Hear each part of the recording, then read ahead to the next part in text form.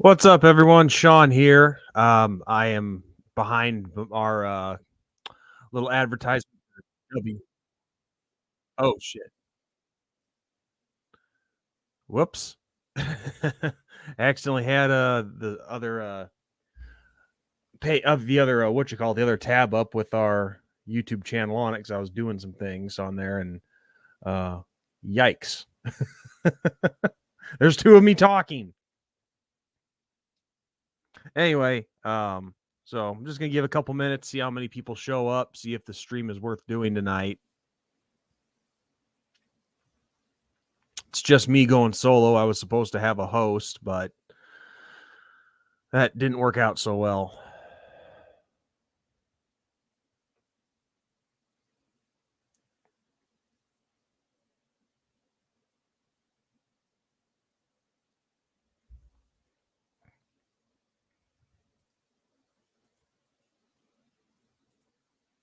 What's up, people? Here I am. Here I am. Rock you like a hurricane. Ba-da-ba-da. Here I am. Rock you like a hurricane. I'd play the song, but I don't want us to get flagged.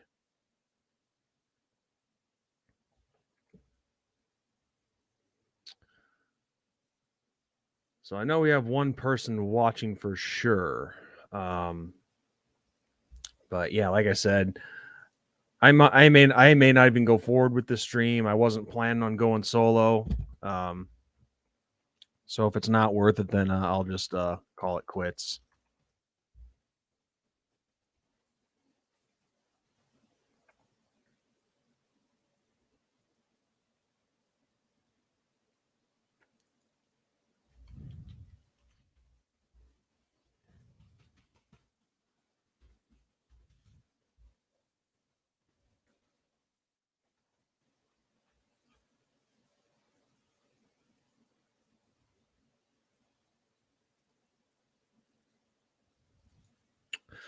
All right. Well, if anybody is watching right now, I can take your comments.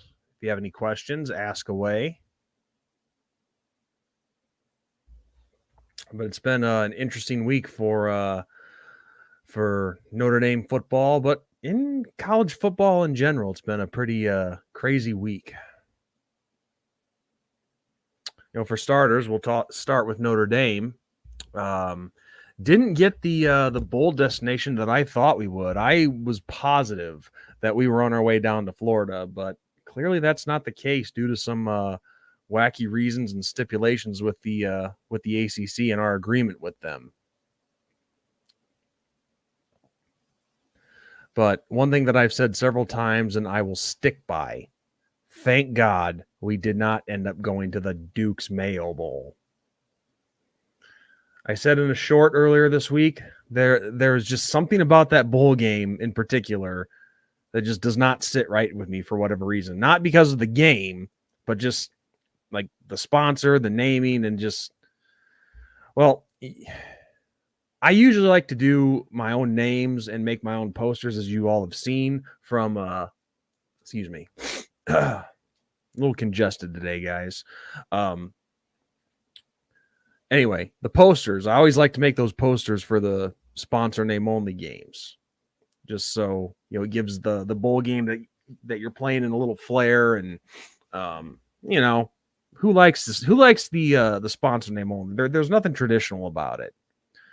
But for that game, it's hard to come up with a name for it. It's and then the mayonnaise bath that the coach gets at the end of the game, the winning coach, just something gross. Something so gross about that. It's like, why are you doing that?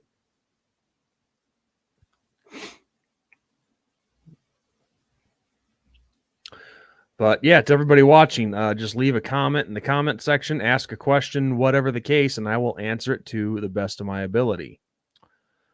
But also this week, all of the controversy with the Florida State Seminoles in the playoffs. I mean, yeah, it's really it's really sad. You go undefeated.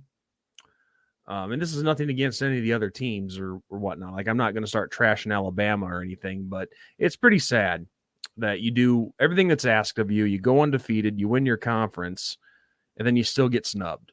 This is where I'm glad that the playoffs are expanding next year, for sure. But yeah, it's just, and I know the committee probably saw a lot of factors, but here's the thing: Jordan Travis being out should not affect that reason to put them in. I mean, yeah, I get it. Without their quarterback, it'd probably be a little tougher for them to win against Alabama or whoever they ended up playing, or Michigan, I guess, because they would have came in at 4, Florida State. But Booger McFarland actually got it right with this one. He said, "Then you just find another way to win." But yeah, that is ridiculous to punish a team just because they're without one of their key players.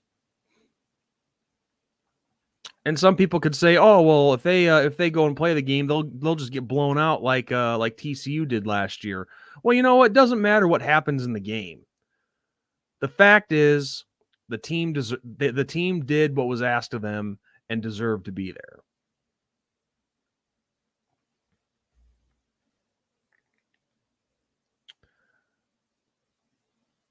So yeah, it's just a lot of stuff not right.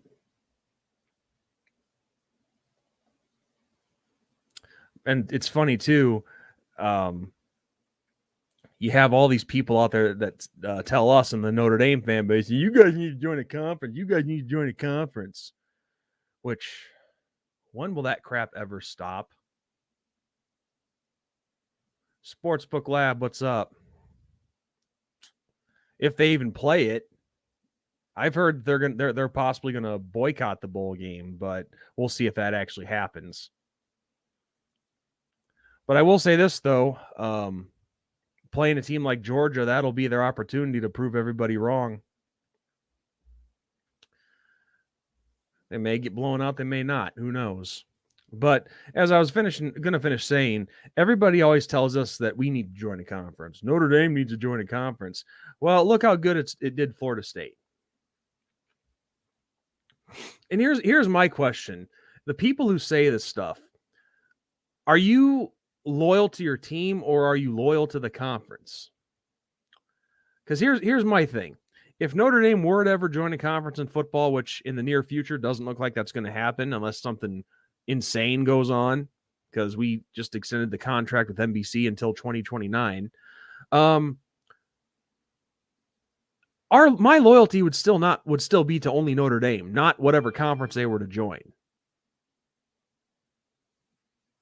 I mean, so it's like, no, I'm not gonna then. I'm not gonna like let's say Notre Dame joins the ACC. My loyalty is gonna be only to Notre Dame. Okay, I'm not gonna then just go cheer for every other ACC team that happens to be playing that night.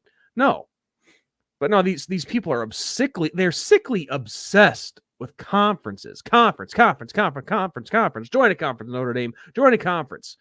Get over your damn obsession with conferences. My God in heaven.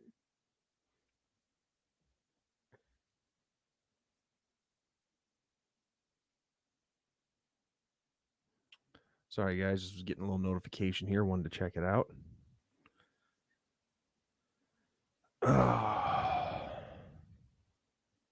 Okay, just spam. So, yeah. But yeah, going back to Notre Dame's bowl destination, the Sun Bowl was definitely quite a surprise to me. Because I was, myself personally, I was for sure that we were going to Florida, or possibly, what's the other one that I'm thinking of? What's the other city? The Holiday Bowl. Where is that played at? San Diego. I was for sure that we were going to Florida or San Diego, because I know we had the 4 biggest options to us were obviously the ReliaQuest, the Pop-Tarts, Gator was still an option, Holiday was an option. Those were the top 4. Because at least that's how I took it. But I guess them not letting us go to the Pop-Tart, the Gator Bowl, I can understand. We were just there last year and they don't like repeats. But then I guess there's something weird about it. Like, in a 6-year period, they don't like teams going to the same bowl twice. So that cut out the Pop-Tarts Bowl because we played in that bowl game back in 2019 when it was still the Camping World Bowl.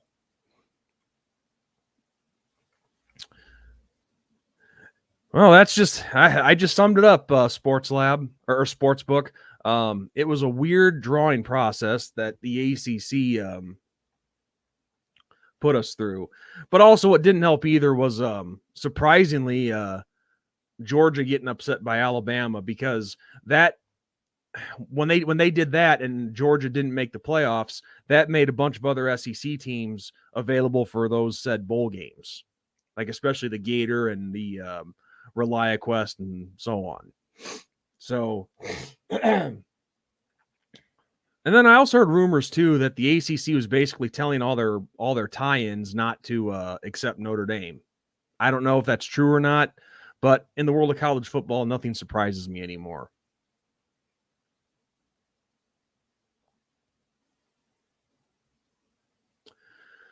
So yeah, once those 4 bowl games disappeared, options got pretty thin.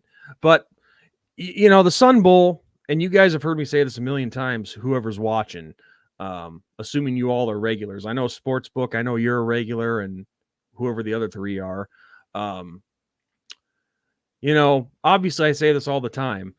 No team shoots at the start of the season to play in a minor bowl game. Like obviously we didn't come into this season saying, yeah, we're going to shoot for the Sun Bowl and so on. No, everybody shoots for the big stage. Those main 6 bowl games, whether it's playoffs or just to play in the other remaining 4, which obviously next year that's going to change, so that won't matter anyway.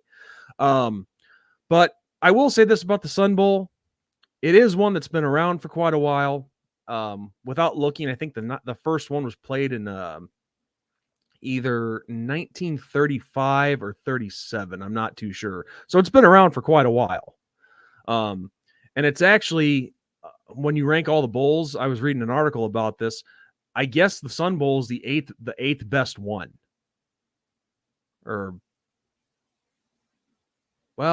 No, I don't know if it's the 8th best one, but it's the 8th longest one, I guess. 8th or 9th, something like that. So yeah, so I think it's I correct myself on that. It's one of the top 8. It's the 8th longest bowl game in existence. So what I'm getting at, guys, is considering how things went for us and our lack of options, and knowing that we were going to be out of the NY6, I'm okay with this. I'm not saying, basically what I'm saying is I'm not embarrassed to play in the Sun Bowl. I'd be more embarrassed if we were playing in the Duke Mayo Bowl or some other corporate sponsor only name bowl. Yes, that's right. The game will be on CBS. Also, if anybody wants to get on and talk with me for a couple minutes, here is the link posted there in the live chat. If anybody has a little comment or wants to ask me a question, there you go. So you get your chance. But yeah, guys, like I was saying, probably not going to be on here super long tonight. I was planning to have a host with me, and it goes a lot better when you have a host than just me by myself. But I was going to be on here with our colleague Ryan, but he had some stuff come up, so it's just me going solo right now.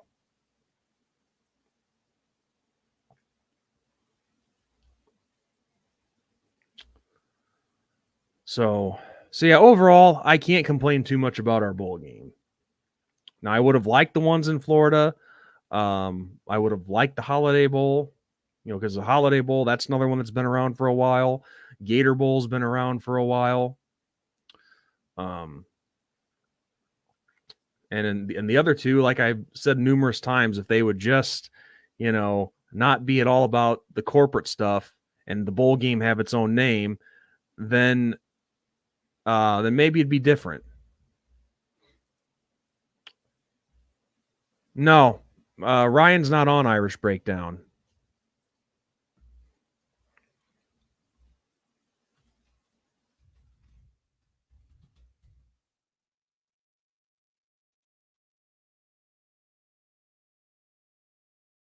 At least I don't think he is.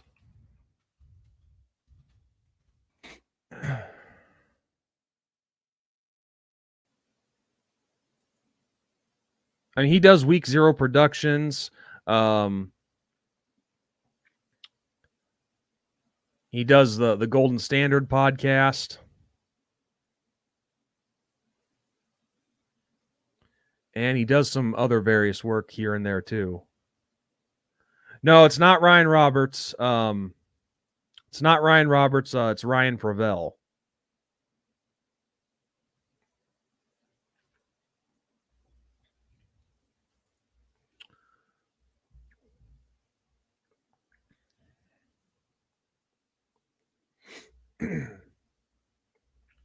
But since I brought that up, here's a concept that I had. Some of you might have seen this in the video that we just did on Sunday. And I got to say, I was pretty impressed with the amount of views on that video. Because we just did a video called Transfer Portal Mayhem, where Ben and I talked about everything from Notre Dame's bowl to all the stuff that happened in the playoffs to the guys that transferred and so on. Last I checked, 1,800 views. And on a 45-minute video, we don't usually get a ton of views on those. Certainly not 1,800, which I was impressed by that. That was awesome.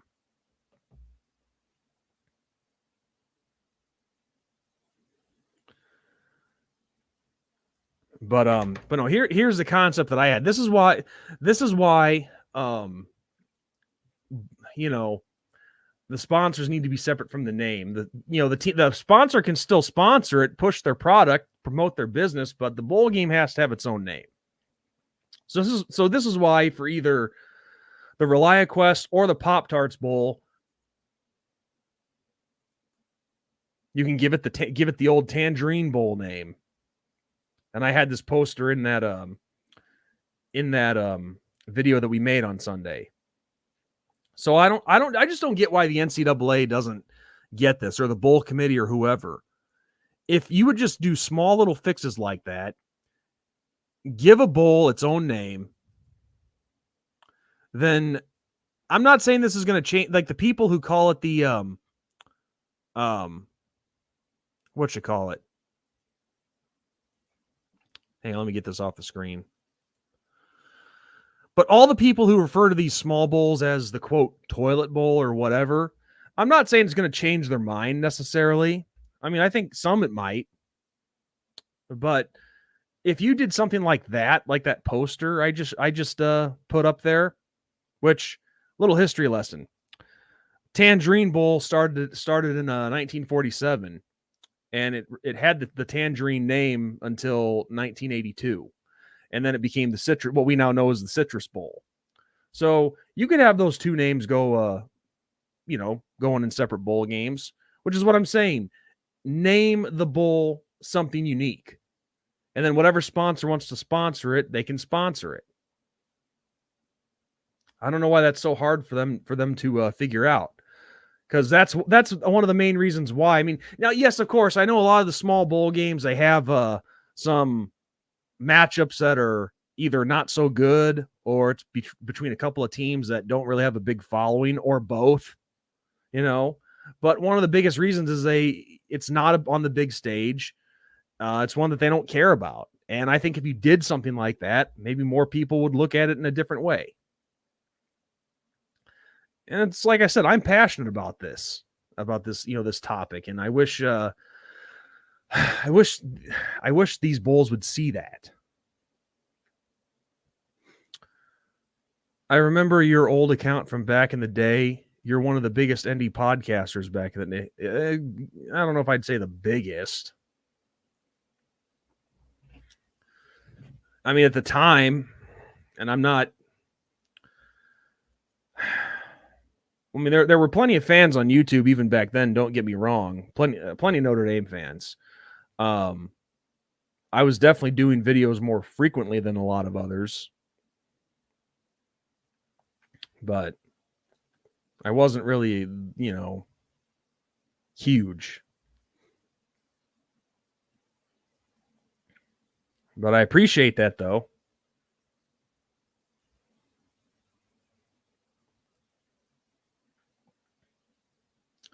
No, sadly, when I first, obviously we have the Two Irish Brothers now on this channel here. Then of course I had my separate one, ND Sean 45, with just my my profile name. But before that, I was known as Big Sean Power 10. And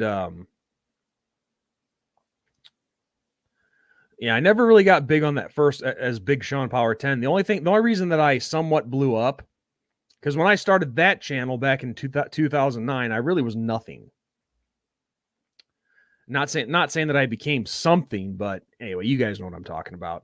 But the only reason that channel kind of blew up was because I pissed off a Michigan State message board. They got a hold of it, and what happened was I made just like a joke video joking about Michigan State, and they didn't like that too much. Well, someone from their page saw it, and they posted it on there, and it blew up, and I became synonymous with that Michigan State group for a while. And funny thing is, that group is the funny thing is I'm still here, but that group is almost just kind of faded away, because they merged with I believe they merged with 24/7 Sports, and I'm not even sure if it's called its original title anymore.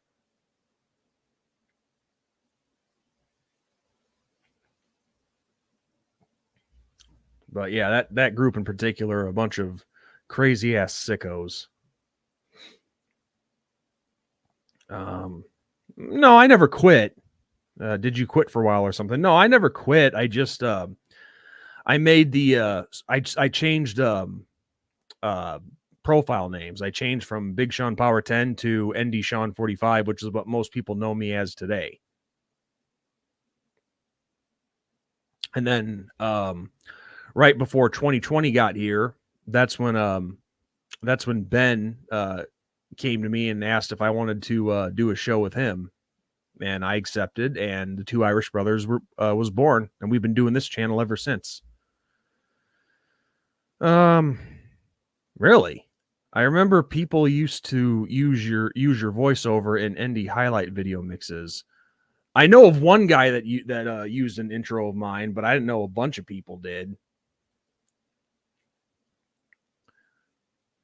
If there were multiple people, I didn't know about him. I just knew about one guy, and he actually, when YouTube still had private messaging, he actually messaged me and asked if he could use it.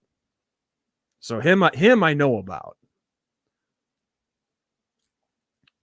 Other than him, I don't know of any others.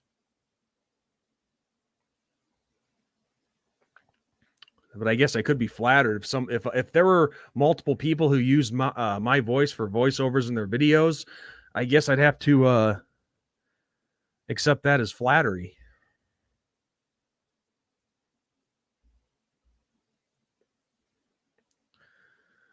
Maybe so, but after a while, I wasn't liking the name too much.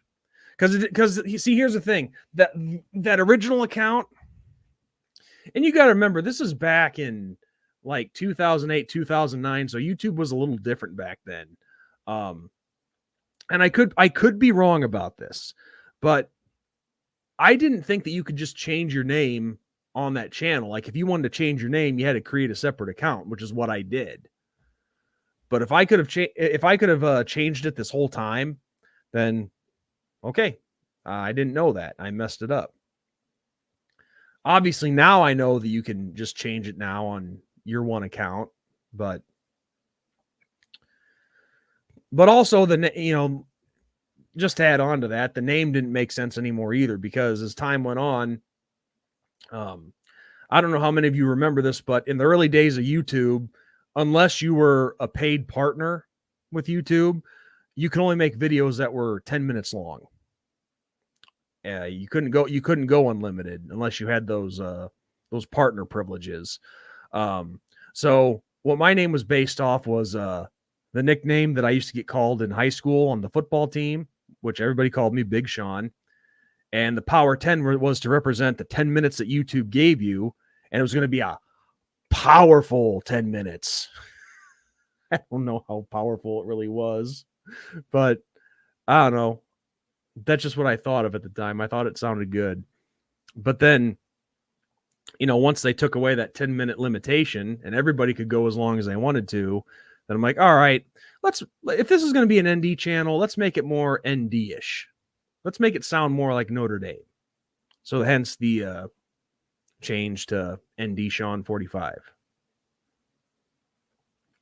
But even that account I really don't use anymore. I kind of treaded away from talking Notre Dame on there and started doing other things, talking politics and doing some prank videos and things like that. So it's funny, I really don't use the ND Sean 45 page anymore, hardly. Pretty much rare to nothing. Because I wanted to put all the time, like most of the time I wanted to put into this channel here with Ben. Build it up. And I know it's not a lot compared to other people out there, but we just crossed the 800 subscriber mark. Hopefully we can hit 1,000 here pretty soon if it catches on. What's up, Golden Playbook?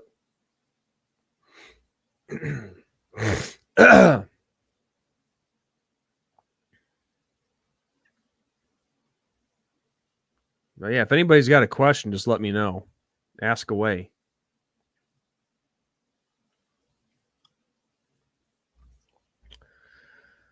But yeah, Sportsbook, I still do have that original channel. That's one I can say I do not use anymore.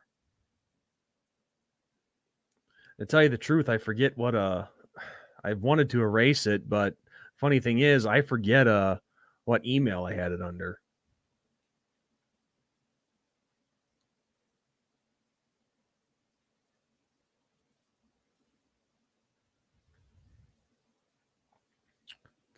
But as far as our current channel here at the Two Irish Brothers goes, we have some news coming up, but I am not going to announce that yet.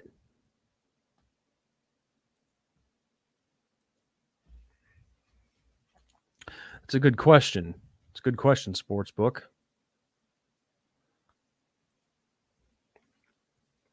Let's go check out both my old accounts.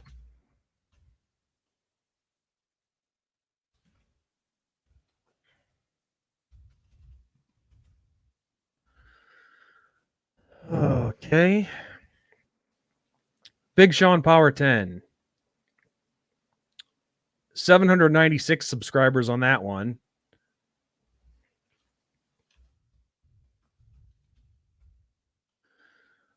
On ND Sean 45, you have 767. And then, of course, here on the Two Irish Brothers, we have like 808 or 809, somewhere in there.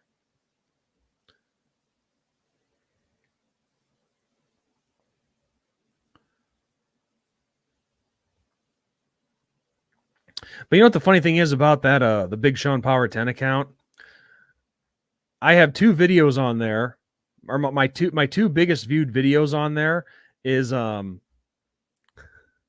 were a couple of compilation videos of one is of the movie Major League, and the other is of the wrestler the Honky Tonk Man.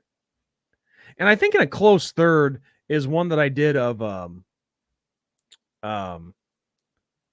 Scott the Dick from South Park. I did a compilation video of him.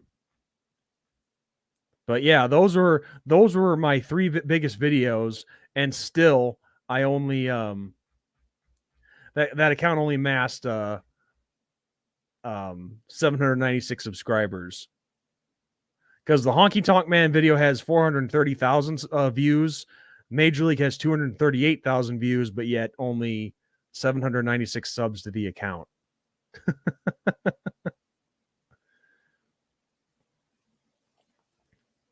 Man, you're kind of grilling me here.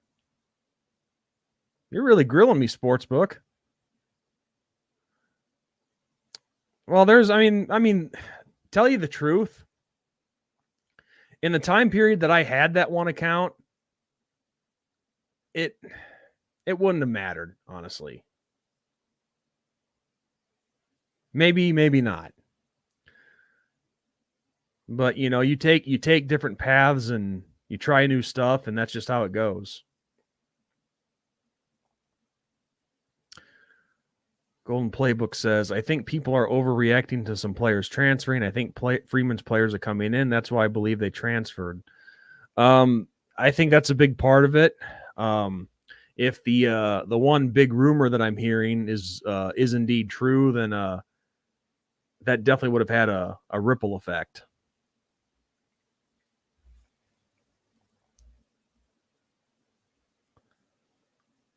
But I think the first one of Freeman's players coming in, that has, I'm sure that's a big reason for it.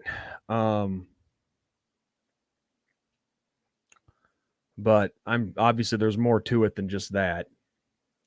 Because like I said in the previous video, or actually it was a short, if the position coach getting fired is your only reason for leaving, your sole reason for leaving and entering the transfer portal, that's not a good enough excuse. There better be something else more serious going on. Like you better have had a coach break a promise to you or something, or not getting enough playing time or whatever. But to have your position coach be fired being your sole reason for transferring, not good enough. Because coaches come and go all the time. Oh, that's the one I just read. You would have like 2,500. Oh, I already read that too. What do you think about the new wide receiver coach? I think he's good. I think it's a good hire. Mike, was it Mike Williams? I think it was Mike Williams. I know it's not Mike Brown because Mike Brown was a corner for the Bears.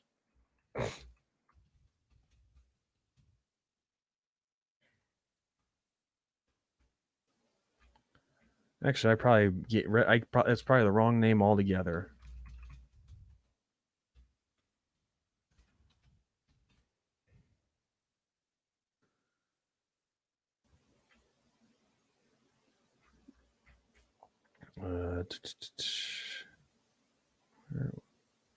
Oh, it was Mike Brown.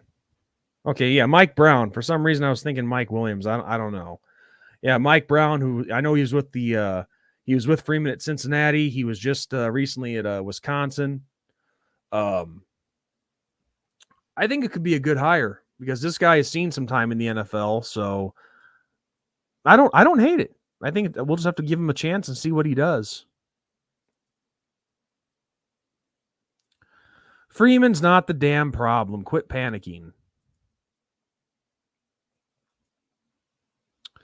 It's a good thing to have that many people want to sub to you. Yeah, I know. I know, right? It's like, I know this is I shouldn't even say this because it's showing a lack of confidence, but it's surprising to see that many people want to subscribe to someone like me and Ben. But I know it's like, come on, have some more confidence. Don't have low self-esteem. I mean, doesn't matter if you give something to the people that they like, they're going to come. I mean, no, we're not the superstars of Notre Dame football podcasting, but it's pretty cool. It's a lot of fun because when people on campus are recognizing you and asking if, hey, are you ND Sean 45? Which that's happened a couple times to me. No joke. It's pretty cool.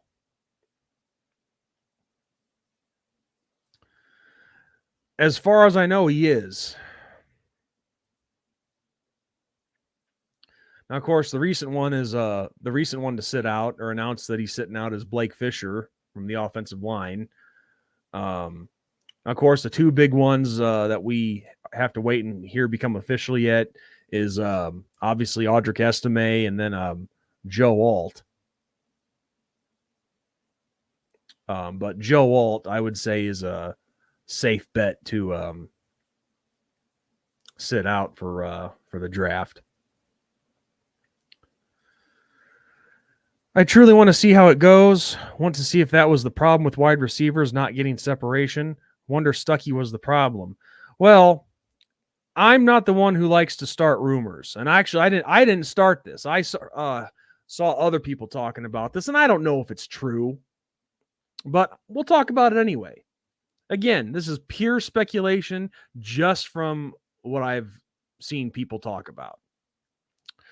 But apparently, Stuckey was getting high with a couple of his players, and one of them tested positive on a drug test, and then apparently there was a physical altercation. So Freeman had no choice but to take care of the matter as quick as possible. Whether that's true, again, I'm just clarifying. I don't know if that's true, because people talk all the time, and what they say can be nothing but horse shit, just hot air.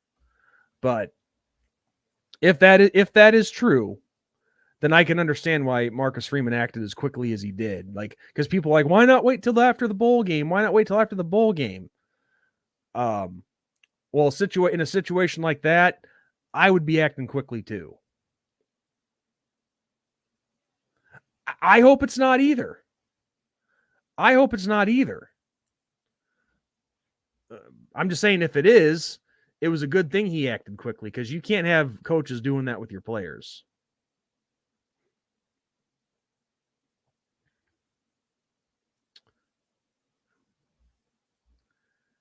But you know what would be ironic is if that rumor were to be true, and I don't know how many times you guys heard me say this on post games or pre games, whatever, but when I've always made the joke of like, man, we looked like we were high out there. What, we smoke a bunch of pot before the game? That would be pretty ironic if it was true. And I'd be like, no way. No, that joke actually has some credibility to it. But seriously, though, I hope to hell that's not true either. Yeah, I don't want it to be true. I'd like to think that a lot of coaches would be smarter than that. But then again, we had Mel Tucker for Michigan State jerking off in a bathroom while having phone sex with a lady in the what was it, the rape crisis center at Michigan State or something. Yeah, he was jerking off in the bathroom with her on the phone. So coaches do stupid things.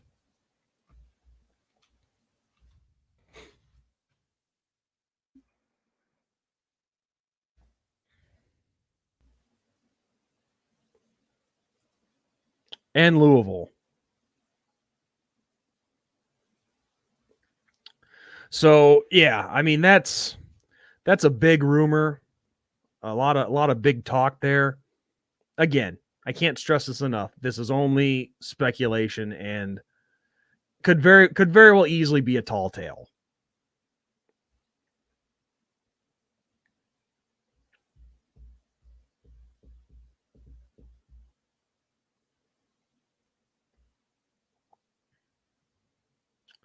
But one thing I want to talk about too, just to start another avenue of discussion here, the transfer portal. And boy, oh boy, on the Facebook page that I help run, the talk on there is outrageous. So many people saying, I hate it. I can't blame them. But I think one thing that we all have to accept, whether we hate it or not, is the portal's here to stay. It's not going anywhere. But I will say this, though. What I would like to see the NCAA do on it is put some limitations on it, because it is way too damn loose. And this is what I think they should do with the transfer portal. When you're still a player in high school and you not commit, but when you sign with your school on the dotted line, you have to play with that school for 2 years before you can transfer out to go somewhere else. And then when When those 2 years come up, if you're not satisfied, okay, you can transfer, but you only get one. You only get one transfer. No going and transferring to this school for 1 year, then transferring after that to another year or to another school for another year. No, that's crap. So I get it. I get it. There's pros and cons to the transfer portal. Obviously the cons are you got guys leaving and no loyalty, none of that, all that stuff. And you guys have heard the talk. But there are some times where I understand it though. And I think it was who was it? There was a quarterback on ESPN who was talking about it. I think it might have been Jesse Palmer, but I could be wrong. But they were talking about the transfer portal once, and this quarterback was saying, now, here's what I understand, where I do get it. If, let's say, my head coach got, like, I played in a pro-style offense, and let's say my coach gets fired or he takes a new job, and my school brings in a coach that runs the triple option. Well, obviously, I'm going to transfer because that's not the offense that I play in, and then I have to sit out for a year, so I'm screwed. Well, a situation like that, I get. Because if in a situation like that, if you bring in a coach that's running an offense that you're not fit to run, I can understand guys wanting to go somewhere else. I get it. But no, if you go to a program, you sign with that program, you committed and dedicated yourself to them, then you stay with them for a minimum 2 years.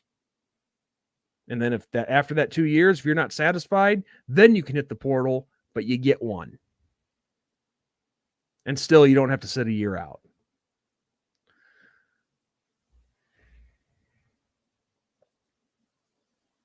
Yeah, he is. Hard to imagine he was the Chicago Bears defensive coordinator at one time. And it showed, too, because the Bears were the last in the league at defense in his time.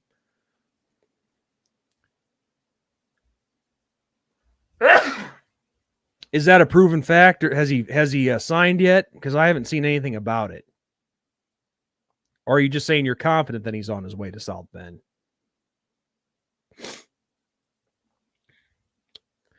I personally think we should develop our own quarterback. Can't rely on the transfer portal. Maybe they can get some wide receivers. Well, we got one already in that kid from what was it, Florida International.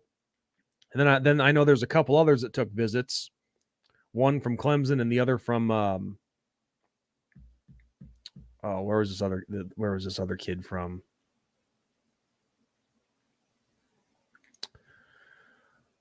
Wazoo, Washington State. So, well, look to the whole quarterback situation. You have to have some experience in that quarterback room. And yes, I know you could easily say Stephen Jelly, but he hasn't had the kind of experience that's, well, he's still very iffy. Because you got him, you got Kenny Minchie who's not ready. You got CJ Carr, who maybe you could throw in there as a freshman, but still the college game is a world of difference between the high school game. And yes, you're going to have Deuce Knight in there, but these are all young guys. You can't, I don't think throwing them to the Wolves is a good idea.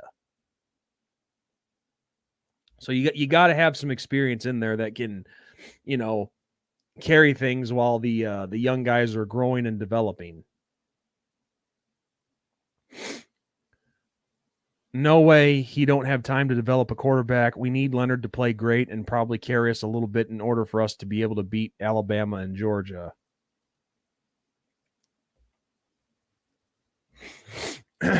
Well, that's just it. It's going to take skill to win those kind of games. And you got so many people saying they don't want Riley Leonard here. And what I wonder, is it because they truly don't like Riley Leonard, or is it because they're just hell-bent on hating the transfer portal? See, because myself, like I said, I don't entirely hate the transfer portal. I just think it needs more limitations. And it needs to be reasonable.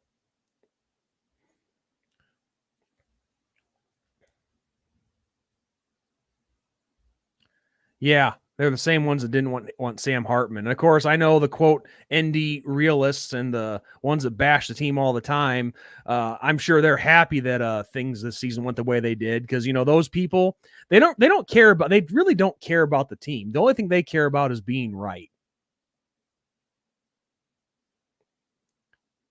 It's like I guarantee you, all those people, those types of people, they were hoping that we didn't succeed this year and make the playoffs or the NY6 just so they could feed their ego and be right. That's why I hate those types of people so much.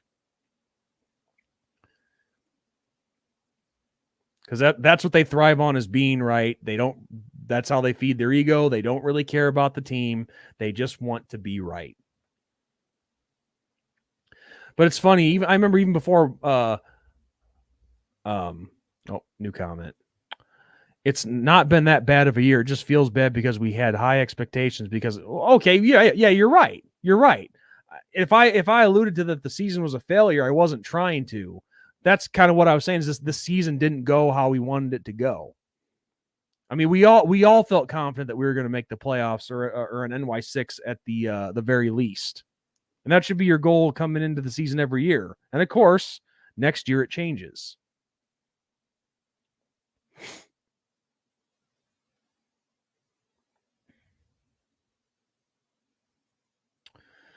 They probably don't want Leonard because they don't want to have another Hartman situation where you believe he's the quarterback, then it turns out he's not. Well, you know something? With a lot of these people, what they need to do is they need to keep themselves grounded and realize that these kids they're only human. They're in it, especially when you have a transfer quarterback. Yeah, he may be a veteran, but he still has to get used to his new school.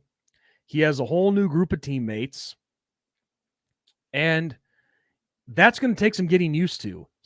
Chemistry is a huge thing between a quarterback and the offense that he leads. But you got all these people that want instant results right away. Instant results. Just drop the tea bag in the cup and that's it. It's not how it works. I mean, even seasoned quarterbacks are going to make mistakes. I mean, Sam Hartman tore it up at Wake Forest, and he didn't do a bad job here either. His numbers with us are far from terrible, but just the problem was, and I can't deny this either, but after we got past like the first 5 or 6 games, he started to really regress. And nobody, including myself, can deny that. Because he wasn't always playing the best. He just making mistakes that he shouldn't. But regardless, that's going to happen. Seasoned guys make mistakes. That's the point that I'm getting at. But no, I get it. I mean, this season is definitely not a failure, but no, it's not what any of us wanted, for sure.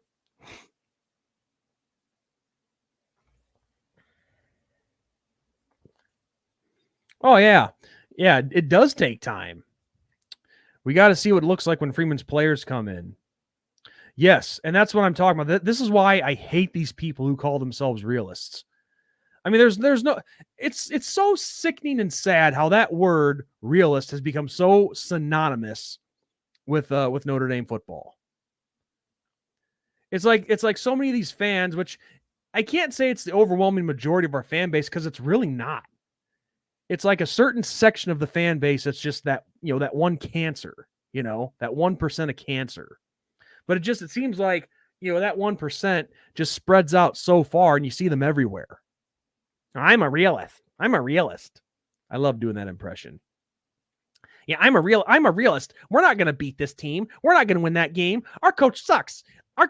He's not the guy. He's not the right guy. Yes, I know he hasn't coached a game yet, but he sucks. I know he's going to fail. There's a lot of that in our fan base. And our fan base, as I've said before, has done some things that I've never seen anywhere with any other major program. Now, maybe you'd see this kind of stuff at a group of 5 school, but not a major program. Like like all the teams that have won national championships in recent history, and even if they didn't make it the next year after that, never ever were you going to hear their fans say, "Oh, I'm a realist. I'm this. I'm that. Our players and our coach is a bum." But but I'll never forget this one time we had one of the guys that was doing this. He was calling Freeman a piece of crap and a garbage hire before he even coached a game. Like this was like 2 days after Freeman was announced as head coach. And of course that talk started happening. And one of the guys who did it was this big, like this 500-pound fat ass. And I'm like, who the fuck are you to judge coaching hires? I mean, your fat ass can barely get out of bed. How can you judge a football team?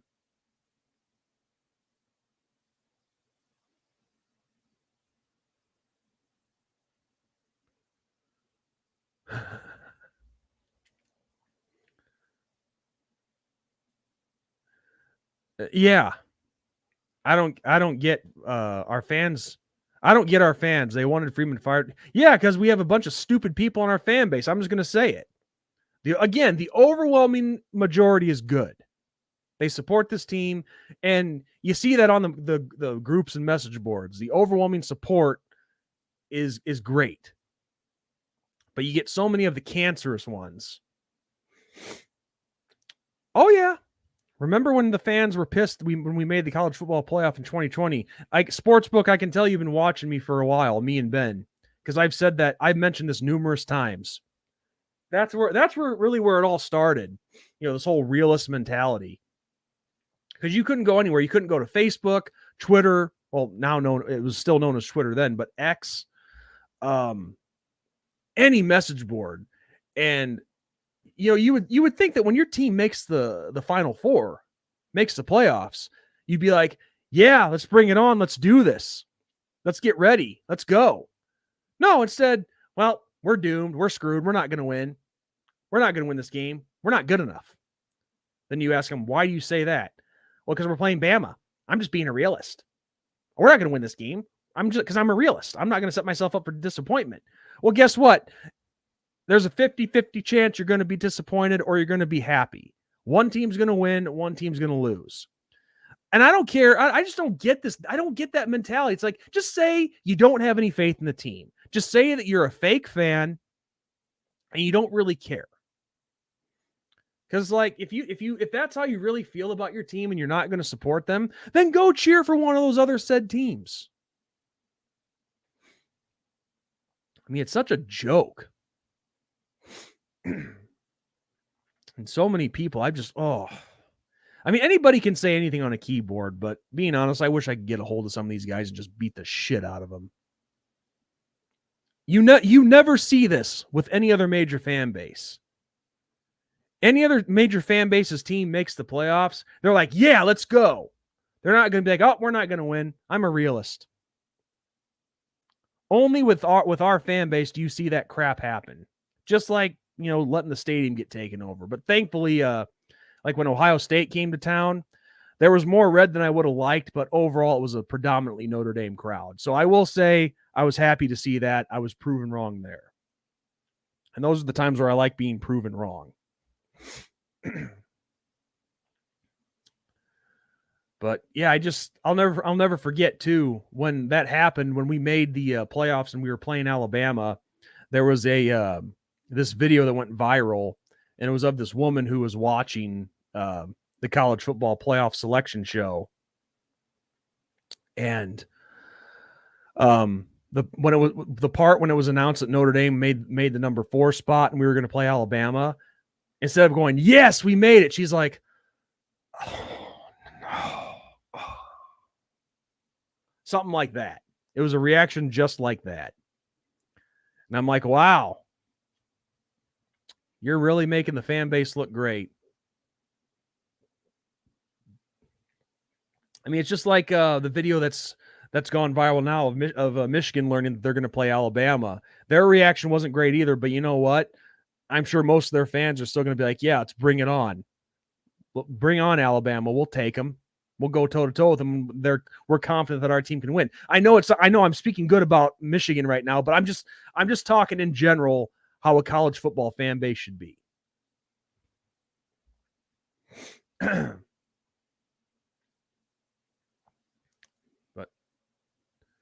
yeah, no, I saw that a lot too before the Fiesta Bowl. They wanted Freeman gone. It's just so stupid.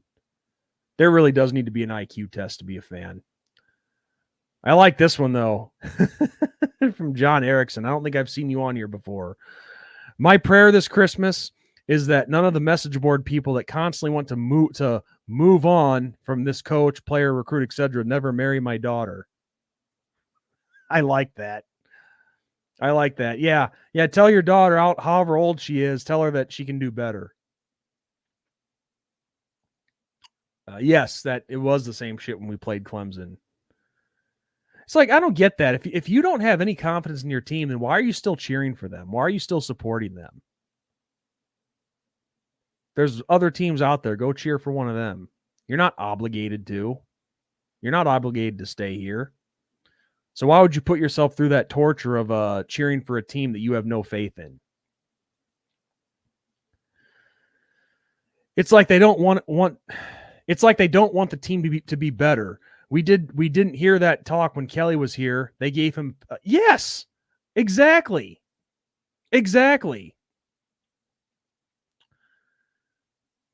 And I think let me bring that up again. Well, that first part of your comment here, it goes to what I said earlier about how these types of people, these realists, they really don't care that much about the team. They're not like diehard fans. The only thing they care about is being right. So they're really more observers than fans. And the only thing I can think of to this latter part of your comment here about when we didn't hear that when Kelly was here and he got a pass, I think it's because before Kelly got here, as I've said many times on this channel in videos and even on live streams before, I think that's because when Kelly came in, the program was at I'm not going to say an all-time low, but the program was kind of shit. I mean, we had a mixture for a good 12 years before Kelly got here, a mixture of Bob Davie, Ty Willingham, and Charlie Weiss. We'd occasionally have a good year here and there, but overall it was very mediocre. 6-6, 7-5. And even the first 2 years when Kelly got here, he had some growing pains. His first year he was 8-5 with a win and ironically the Sun Bowl. Second year starts off the year at home losing to South Florida, which I was in attendance for that game. And he follows that up with another 8-5 year and a loss to Florida State in what was then known as the Champ Sports Bowl. And then year 3, he puts it together and he gets us to the national title game. So I think, what I'm getting at is I think the reason that he got a pass, if you will, is because expectations were at a kind of maybe not an all-time low, but they were very low. Nobody was expecting. They came into the approach of, well, it's Notre Dame. We're not going to expect too much from them because of what we've seen for the past 12 years before this. So I think that's maybe why he got a pass. But now that you have the team established, and funny thing is, people forget Kelly went 4-8 in 2016. They were still giving him a pass essentially. And you know what? The team still rose. The team came back. They started winning, 10 plus games a year and getting back to the playoffs. So I think it's just at a point where, people figure, okay, we have all this talent built up from the Kelly years. Now let's, it just goes back to they expect instant results and they think that Freeman, he's a good coach. But people forget that he's a first-time head coach. That's what they forget. He's a first-time head coach. But still, I think they figure since all that talent was built up under the Kelly regime, then it'll be a walk in the park for Freeman. That's not the case. That's not how the game goes. So yeah, for some reason they just expect instant results, and if they don't get it, they're like, "Oh, F this team, screw them. They suck. They're not going anywhere. Freeman's a terrible coach." It's just the fans being the typical stupid fan.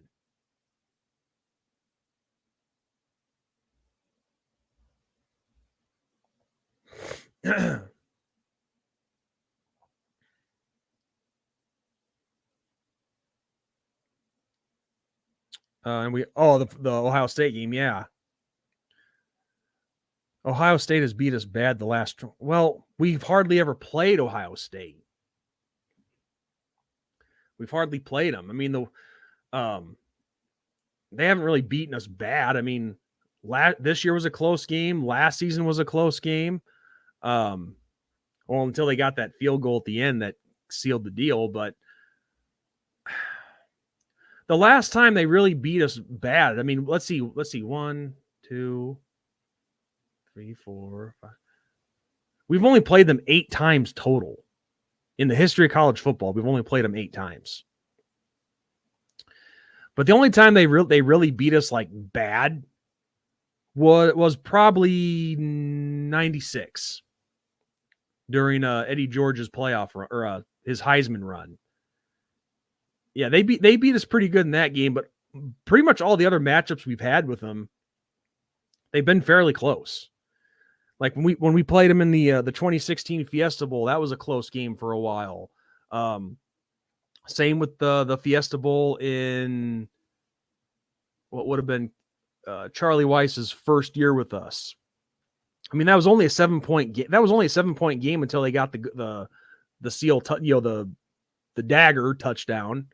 But that was a 14-point loss. But that was a game for quite a while.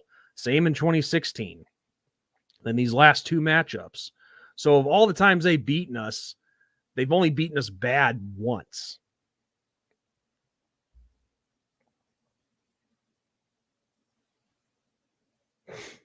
But no, only 8 times that we played them in the history of college football, which it's crazy because Indiana and Ohio border each other. So it's like, how do you not play more than 8 times? Because for decades, we primarily played a Big Ten schedule. I remember that Tulsa game in 2010. I was there. I wasn't there, but I remember watching it. And I'm just thinking, what the hell are you doing passing the ball? Just set up for the damn field goal to win the game.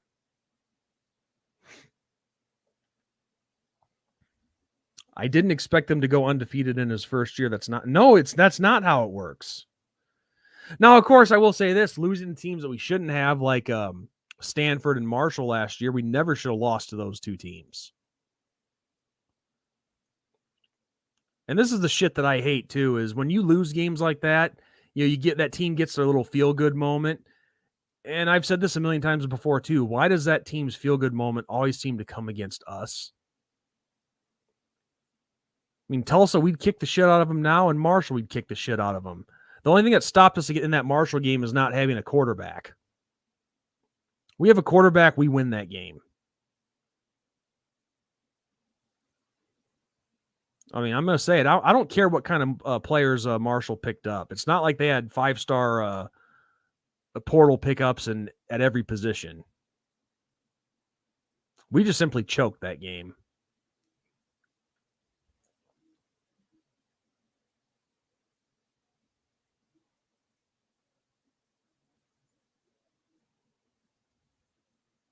We should be 10. Yeah, I agree. We should at the minimum 10-2. Because here's the thing, Clemson, and I even said this on the preview, it's still Death Valley. You can't go in there and just expect to beat them into the ground. They're going to be motivated at home. Ohio State had a chance to win, but I'm not shocked that we lost to them because they are Ohio State. Louisville, we just came out flat. I don't know what the hell happened in that game, but it's like we had no motivation at all. But the thing is, all 3 of these games, all 3 of those losses were winnable games.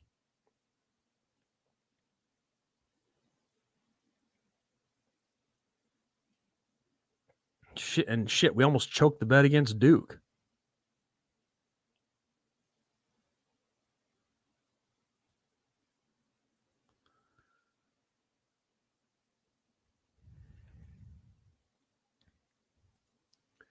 Well, the haters, they are nothing but an echo chamber of insults.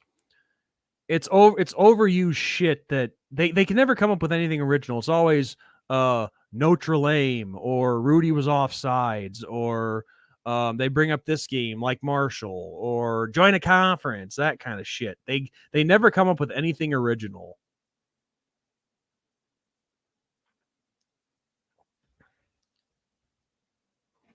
Nothing original at all. And the only time I've ever heard anything original is when it's been under unfortunate circumstances that have happened at Notre Dame. Like, I'll give you guys an example, and I'm not bringing this up to make light of it. Far from it. But when we had that one kid, I think his name was Declan Sullivan, the kid that died in the scissor lift accident. That's all that people could ever harp on was that. They murdered this kid. They murdered this kid. Like there was one guy from that Michigan State board who, instead of referring us to the University of Notre Dame, he would refer to us as the University of Negligent Death. And it's so amazing. You're actually going to use a tragedy just to continue your hatred for a football team. As sad as it is and pathetic as it is, that's the only time I've heard something original, if you will. I mean, it's deranged, but it's an original route, I guess, if you want to make an insult. But yeah, but really, when you think about it, it's fake outrage. Like, if you care that much about the situation, why aren't you doing something about it? If that's really how you feel, why are you not doing anything about it? And the funny thing is, the guy that was calling us that on this Michigan State board, who was calling it the University of Negligent Death, he's a lawyer. He's a freaking lawyer. So I'm like, okay, Mr. Lawyer, if you really feel passionate about this, why don't you do something about it? Why don't you get together with the family and offer them to sue the university pro bono? If you really care that much, do that. But it's sick. It's really sick. That'd be like if I went to Michigan State and made a joke about the Larry Nassar stuff. It's not funny.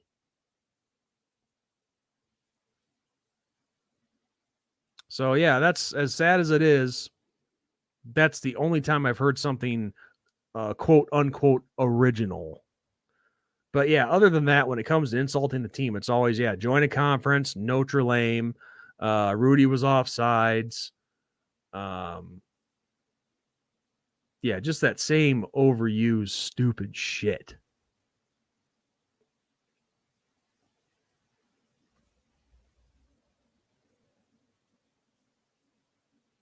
Yeah. Well, it's like I said at the start of the stream, even if Notre Dame were to join a conference, my loyalty is never going to be to the conference. It's only going to be to Notre Dame. So, I mean, like, you mean to tell me, like, these fans of other teams who were in conferences, you think they're actually loyal to, let's just use Michigan for an example. You think Michigan fans are loyal to the Big Ten? No, they're going to be loyal to Michigan. They're not. I seriously doubt they're going to go and cheer for, watch other big, like, let's say they play in the afternoon. I seriously doubt they're going to go and cheer for other Big Ten teams that are playing that night or that later afternoon. No, they're not. Why? Because they're not loyal to the conference. They're loyal to their team only.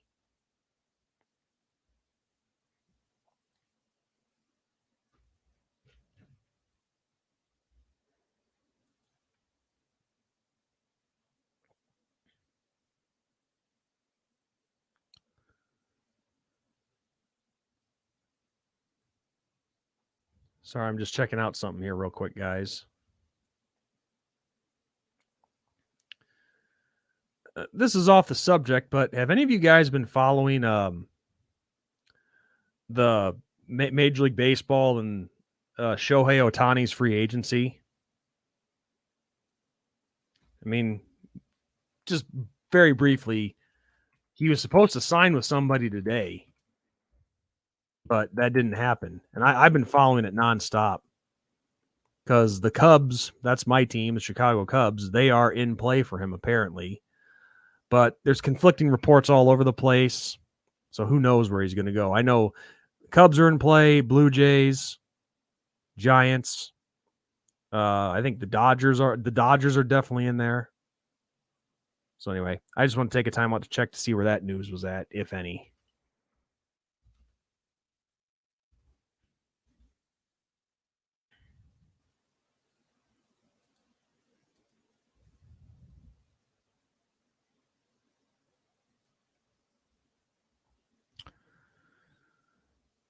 Yeah, that's probably it. I think other teams slash fans get mad because we don't have to play in a conference championship at the end of the year. At the end of the year, we get a bye while everyone else's season is in jeopardy. Well, you know what? Why don't they go independent then? I mean, if they're a big enough brand, like let's take Michigan for example again. They're a big enough brand, or even Oregon. How about Oregon? They're definitely a big ass brand. Why don't you go independent then?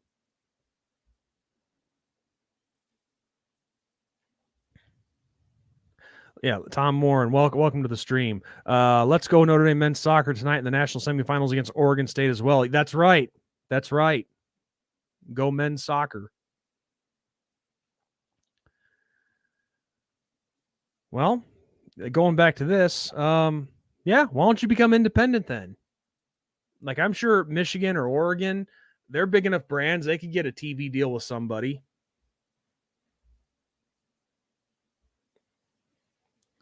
Yeah, cheating prospers in Michigan's eyes. Yeah, I guess so. But the funny thing is, and nobody seems to want to do their research. They're maybe I don't know if they're lazy or if they're just stupid, but Notre Dame tried to join a conference a long time ago, back in the late 20s, I believe it was, or even maybe before that. That we tried to join the Big Ten, but at the time the conference was called something else. But we tried to join that conference. Who kept us out? Michigan. Their athletic or their president, I believe it was his name was Fielding Yost. He was a Catholic bigot. He was bigoted towards Catholics for whatever reason, and he kept us out. He said no. So we could have been in a conference all this time since the 20s, and it's their own damn fault. It's their own damn fault in one.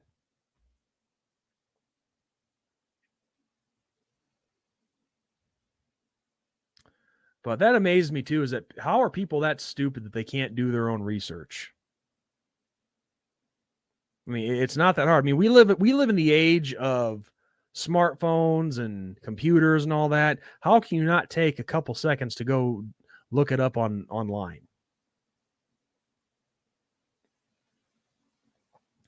And you know what? It's not just that. It's not just opposing fans. What drives me nuts too, and the Golden Playbook can vouch for me on this.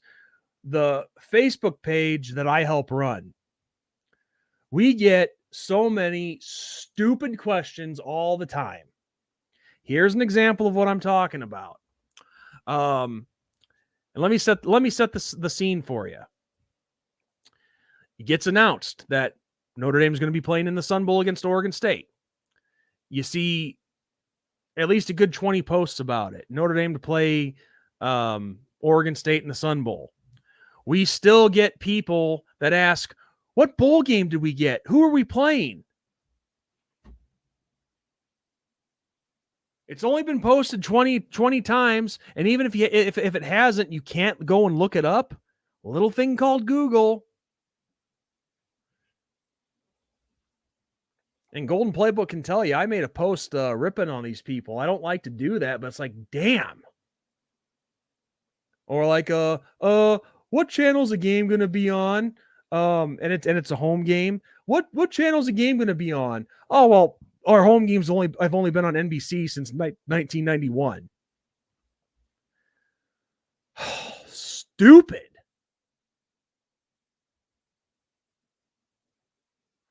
Yeah, Tom, I actually mentioned that earlier. I did mention that game earlier. against Miami. We got some notifications. Let's see.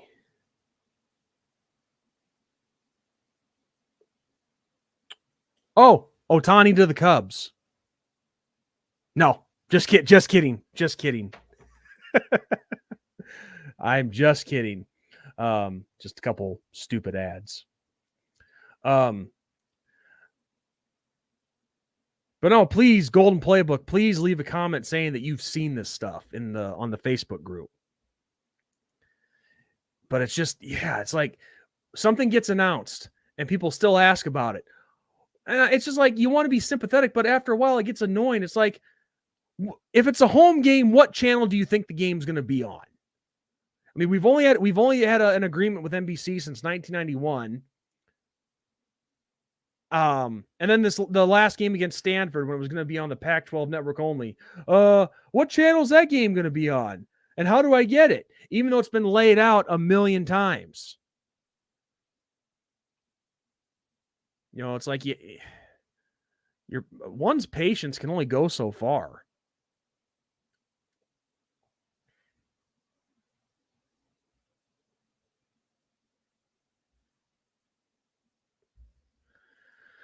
Then when we join a conference, they shit on you for that. Still, it's like they complain about us not being a conference. But then if we did join a conference, it's not going to make a difference either way. These haters aren't going to start respecting us just because we join a conference in that scenario. They're not going to give any kind of respect just because we joined. Yes, people kept asking. And I'm not even talking about just the bowl game. They ask all sorts of stupid questions. It's like, how do you not know this? Can't you Google it? Are you incapable of using the internet to Google something? I mean, geez, a 5-year-old kid can access the internet and use Google.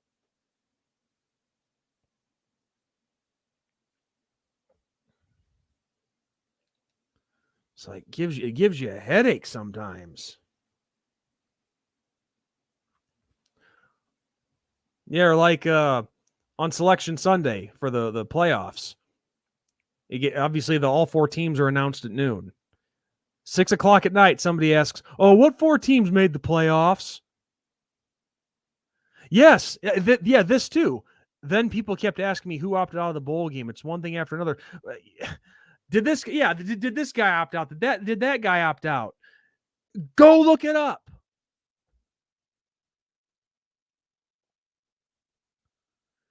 And even when we posted it on the page a bunch of times, it's like a part of you hopes that they're like it's just a troll, or if it's I don't know.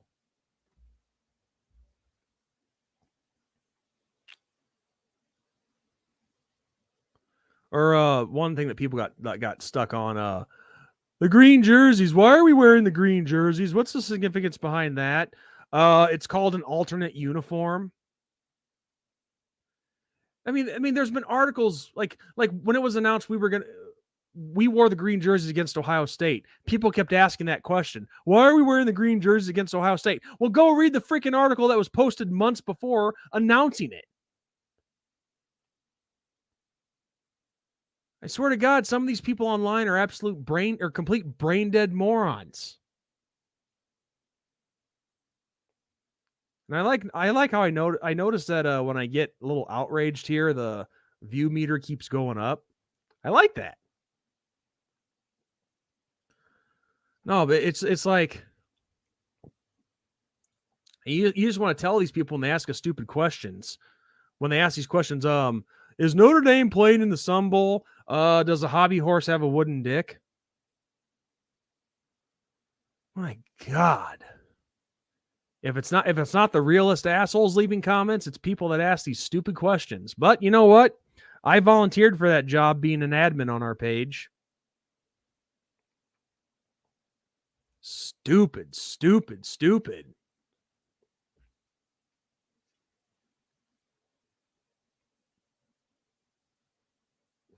I know, Golden Playbook. I just said that.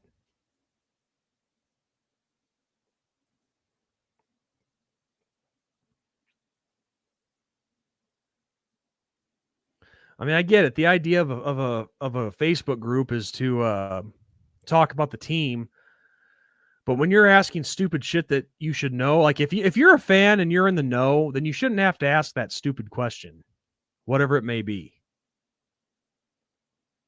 Like you don't like even if you're not a diehard fan, if you're just a regular fan of the team, you're still in the know. So it's like if you don't know something, just freaking Google it. But speaking of which, though, like all the negative fans like that you see on these pages and on YouTube or X wherever, one thing I've noticed about it, like all these realist fans that I've been talking about, the majority of them are actually older folks, like people in their late 50s, early 60s. They're surprisingly the ones that are the most negative. And I got to be honest, that kind of shocks me a little bit. Because you would think that these older folks who have been through the wars and whatnot of watching the team, you would think they would be the ones who are the most positive, and they would tell us. Well, I mean, I'm not so young anymore. I'm going to be 38 next month, but you'd think they would tell us young whippersnappers, "Hey, be positive, guys. Come on, don't have that attitude." No, a lot of these negative fans in our fan base are older folks, which I really find that well, strange.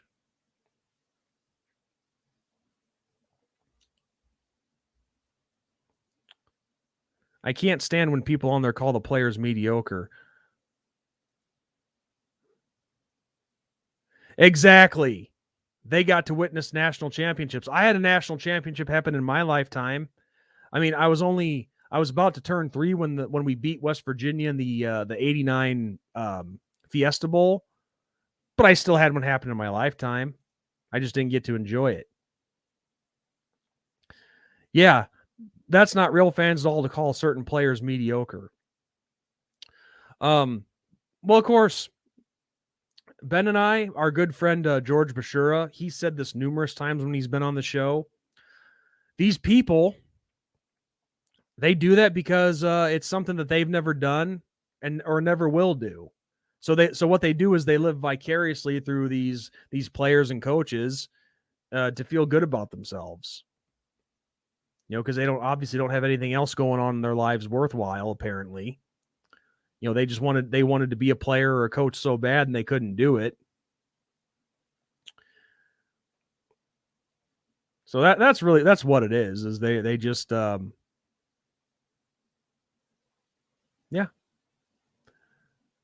They're trashing people who are doing something that they can't do. Yeah. Like you were saying, the older should be lifting up the younger people. Like, the old saying, "Oh, respect your elders, young man, respect your elders." Well, it's kind of hard to respect your elders when your elder is being completely disrespectful.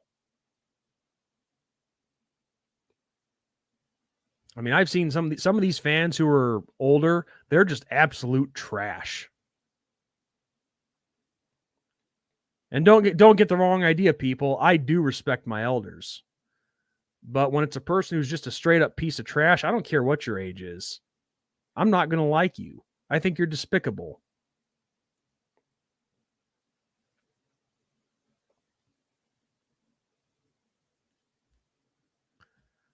But yeah, guys, I think I'm going to call it quits here pretty soon, probably another 5 minutes or so.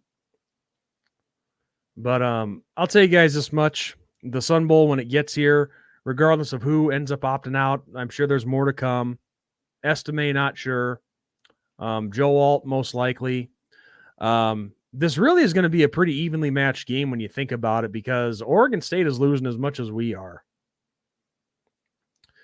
But no, it's not the playoffs. It's not the national championship. It's not the NY6.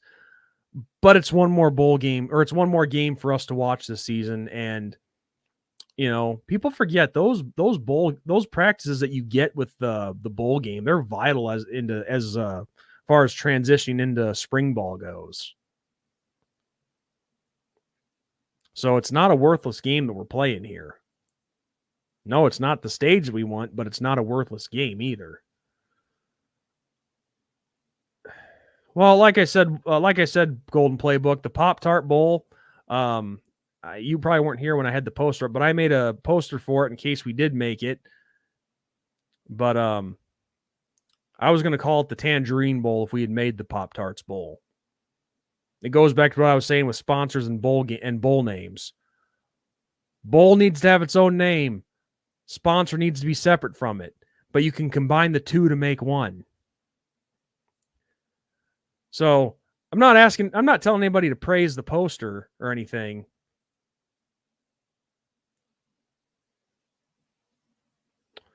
But what this is that you're seeing on the screen is just, it's a concept. And I think if you made these smaller bowl games that are sponsor name only, if you did this with them, there'd be more appeal to that fan that always likes to call it the toilet bowl.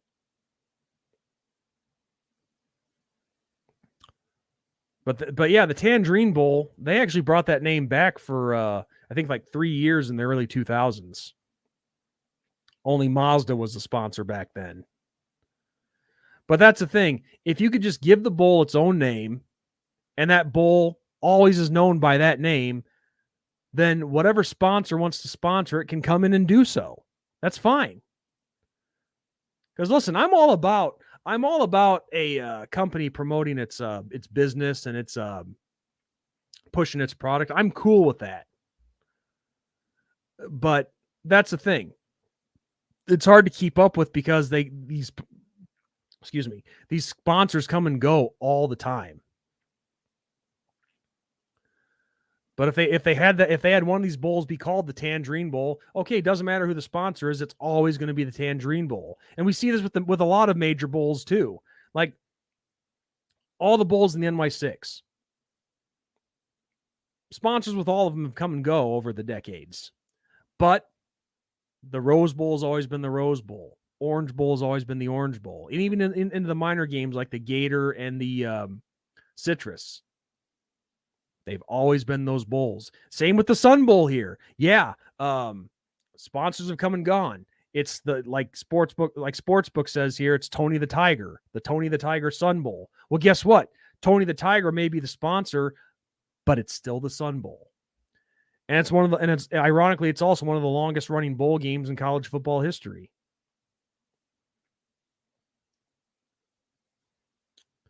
Oh, wrong one. Sportsbook said, I'm looking forward to it, but I have to call in to work for it. What the WTF? I'm taking the day off. I know I think it's stupid that they don't play a game like that until night, but I get it. If the Cotton Bowl or the Orange Bowl or whatever is the same day, I get it. Then the bigger bowls are going to take more priority. Hawaii Bowl. Yes, you know what, Tom? Let me tell you something. They got it right too. I forget what their sponsor is now. I know it used to be Sheridan, but it's still always been the Hawaii Bowl. Does that make make sense to you guys what I'm saying? If you keep all these you name the bowl game, it's always going to be that bowl game name no matter what sponsor comes in. But I kind of stopped, but yeah, just I'm not saying that the people who call these small games a toilet bowl, I'm not saying it's going to change their mind. I'm not saying it's going to change their mind, but some of them it might. Because I think the idea would be to get them to be like, okay, you know what? It's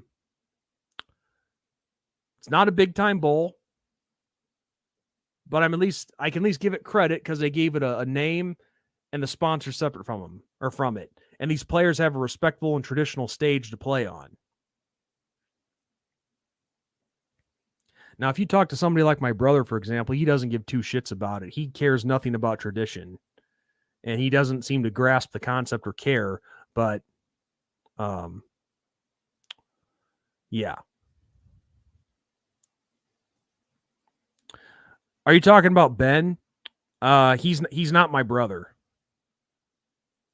He's a good friend, but he's like a brother, I guess you could say. But no, we're not related. And nobody else from my family wants to be on camera. I mean, I've gotten my dad on camera, but that's because it was without him knowing. The one on the golf course was funny as hell.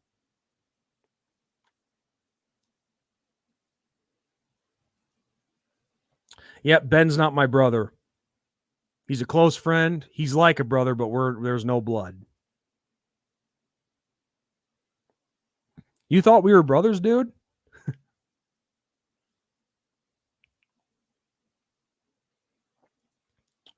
Oh, Easy Post, huh? They're the ones who sponsor it. Okay. But yeah, the Holiday Bowl Golden Playbook. That's one that's been around for quite a while.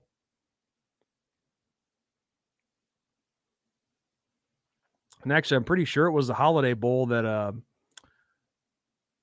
who was it? Yeah, it was. I think it was when Jim McMahon was still with Brigham Young, and he led that big comeback against Southern Methodist in the last minutes. Oh, I gotcha. Oh, just because of the name of the account, I thought that was no. Yeah, no. Just like no, we just named it. We named it that because like yeah, hey, we're brothers. We're brothers of the Notre Dame family. But no, we're not. We're not actual brothers. No.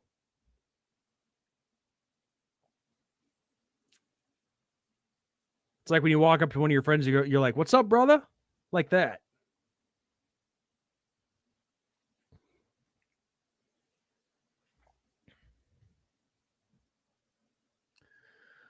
But yeah, you guys probably think that I'm nuts with all this bowl game naming stuff, but no, it's something that I am passionate about. I wish somebody from the bowl committee would take clue into this because it's not hurting the sponsor.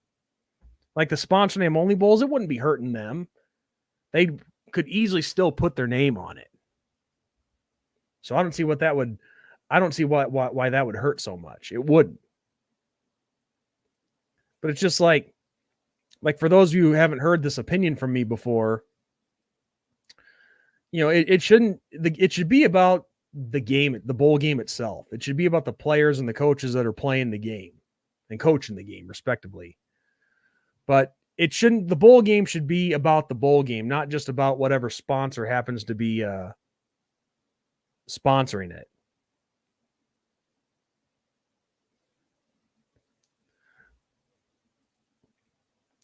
Are you talking about Subway as in the Subway restaurant?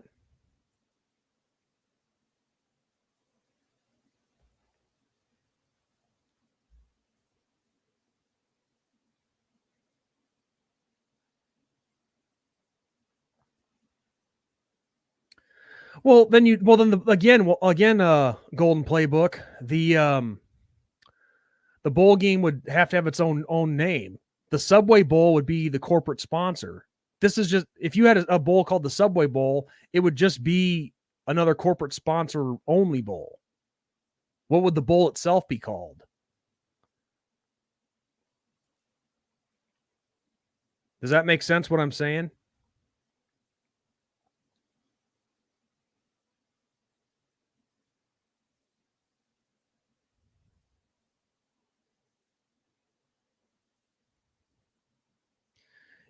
Exactly. Yes, that's what I'm talking about. Subway could be the sponsor. It could even have its name in the title of the bowl game. But let's just say, I don't know. Here's an example of what I'm talking about. Let's go with that. Let's take Subway, and let's have them be the sponsor. And let me try to think something up here real quick.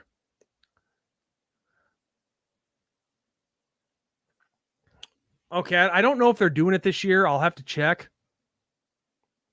But let's say I knew that they were wanting to play a bowl game at Wrigley Field.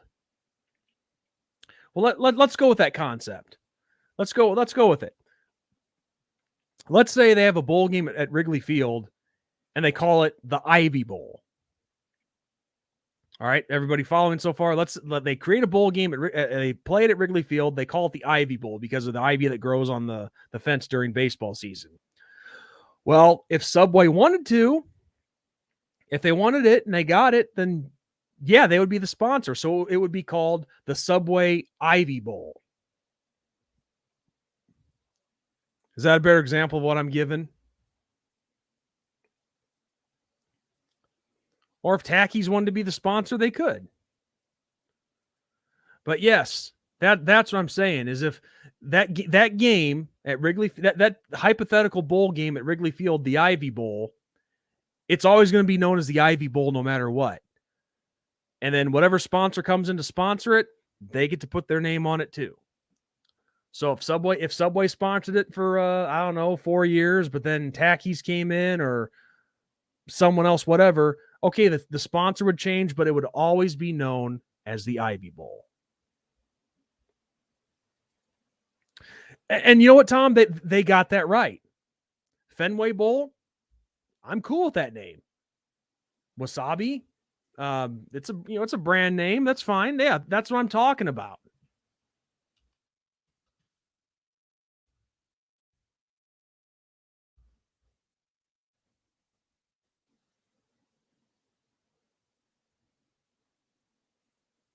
Yeah, that's exactly. Well, you can't use that. Alabama and Auburn play in that. You can't have an Iron Bowl separate from that. Yes, absolutely. Keep traditional bowl games.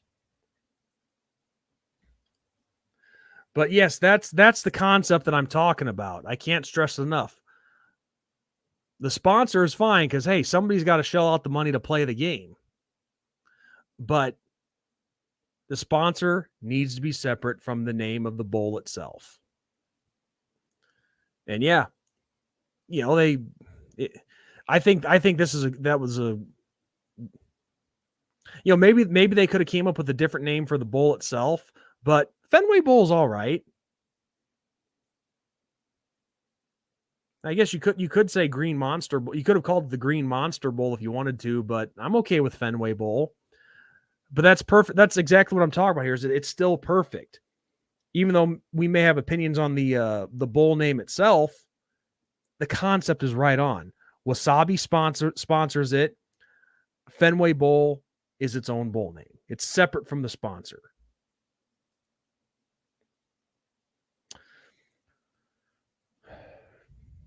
Or something else that could be done. And I was talking with a friend of mine at work about this earlier. You could get rid of a lot of these bowl games too. Because like back in the day, I think we only had like 12.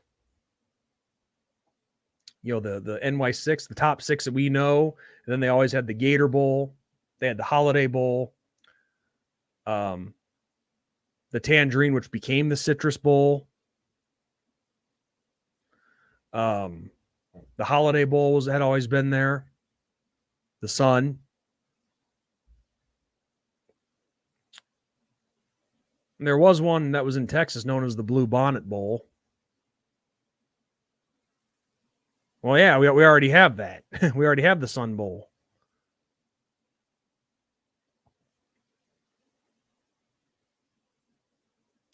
But this is a running gag for a while, but it's not. I don't really consider it a gag anymore since I'm passionate about it. But 2 names that I thought would work perfectly. And this is a ripoff from the TV show Coach back in the day, but 2 bowl game names. These are fictional bowl games. Oh, okay. Okay, Sports Lab or Sportsbook Lab. I get what you're saying. Yeah. No, you're right. It has. I think the first one was in like 1935 or 37, somewhere in there. But two fictional bowl names from the TV show Coach that I'm surprised nobody's used: the Pineapple Bowl and the Patriot Bowl.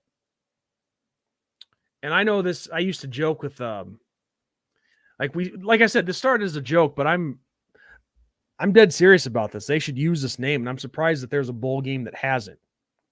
But pineapple would be great. And here's the thing, guys. When you think pineapple, I know you think Hawaii, but I'm one who likes to do research on history for these types of things. That one, that name you could give to what's now known as the ReliaQuest Bowl. You could name that bowl game the Pineapple Bowl.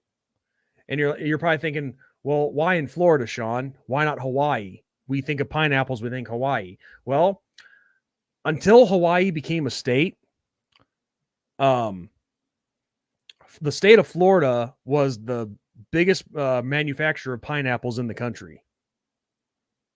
So I think based on history alone, that'd be perfect. And then the Patriot Bowl. Now, in the TV show Coach, they played that game in Valley Forge, Pennsylvania. You know, Washington crossing the Delaware. But I don't know what you could do with that, but that's definitely a name that you could use. Hey, Carnivorous, what's up, man? Yeah, Merry Christmas to you and Happy New Year as well. Yes, I've been watching you since the car days. Yeah, see what he's talking about, guys. For those of you who don't know, there was a period in time where I was doing all my previews and recaps in my car, and the reason for that is because I didn't have a laptop at the time or a desktop like I do now. Because the one laptop that I had at that time went to crap, and so I had no other choice. And the reason I didn't just do it inside is because, well, the steering wheel, I was able to balance the phone in my hands. So that's why I did it in my car. But believe it or not, Carnivore, before that, I wasn't even in the car. Like when I first started on here in 2009, I was inside. But just all that stuff happened, and I had to make adjustments, and that's probably when you first saw me.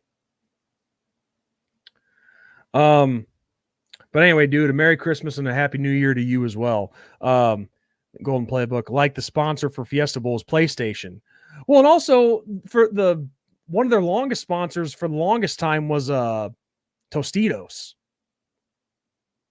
And then at one point before that, it was Sunkist.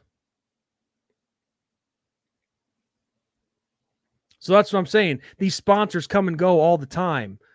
From, Sunkist to Tostitos to, I think Battle Frog sponsored it one year, and now it's the Sony PlayStation, or it's the PlayStation Fiesta Bowl. But the bottom line is, it's always been the Fiesta Bowl, no matter who the sponsor's been. Pineapple on pizza, yeah. I will say, pineapple with the right combination, it's not bad on pizza, believe it or not. Like, for example, Canadian bacon and pineapple, it's pretty good.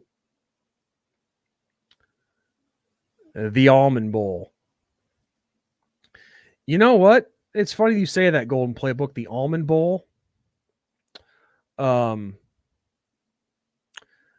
think we used that for one of the posters. I think it might have been like the Lending Tree Bowl.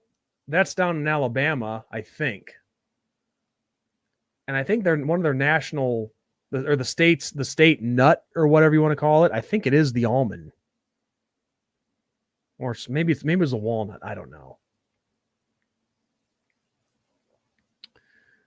Yeah, all the players got PlayStations as bowl gifts. Yeah, these bowl games do give out some pretty cool gift baskets.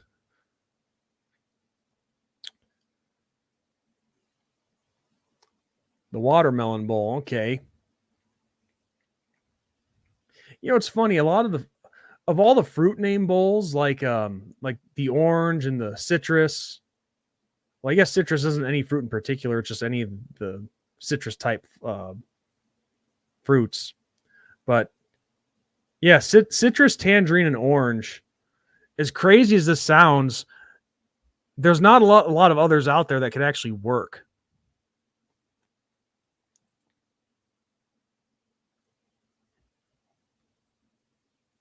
I know the Apple Bowl is between oh yeah, the peach. I forgot about the peach, Tom. Duh. Thank you for bringing that up. But yeah, peach works, orange works. citrus and tangerine work, but there's something about, like, could you really use banana in a bowl game?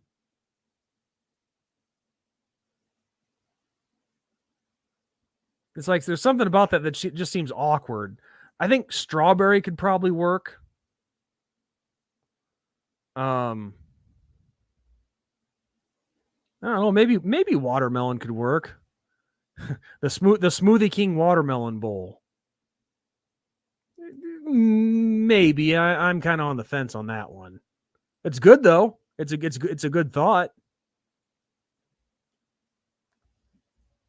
But yeah, I know that Ben, Ben thought the strawberry bowl could be a good idea. I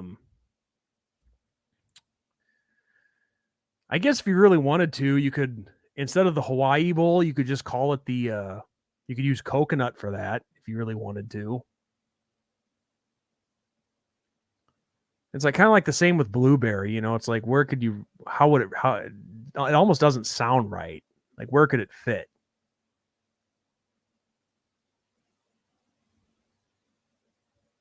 It's, whether you think I'm crazy for this or not, I think this makes for good conversation.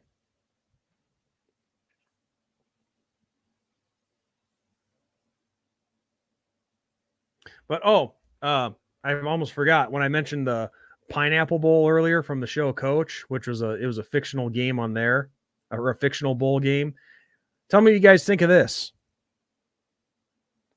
Like when it was a Cheez-It Bowl. See how better that looks. And I know it's kind of a same thing here, same kind of theme here with the palm trees and whatnot, but it's Florida. It's a tropical environment. But again, it's not about the poster itself. It's just the concept. But yeah, I made this when Clemson and Iowa State faced off. But be honest with me, guys,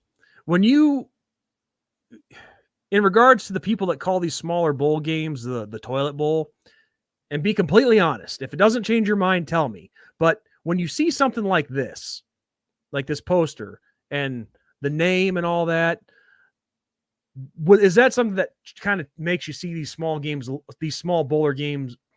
Sorry, I can't talk. Is this something like when you see this and the name and all that, the teams, the sponsor, and all that together as one, is that something that would make you change your mind and see these smaller bowl games a little differently and in a better light? Just be honest.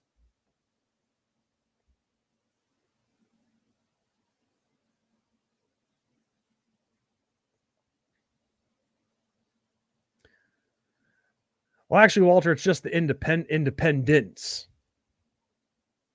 DENCE. Independence Bowl.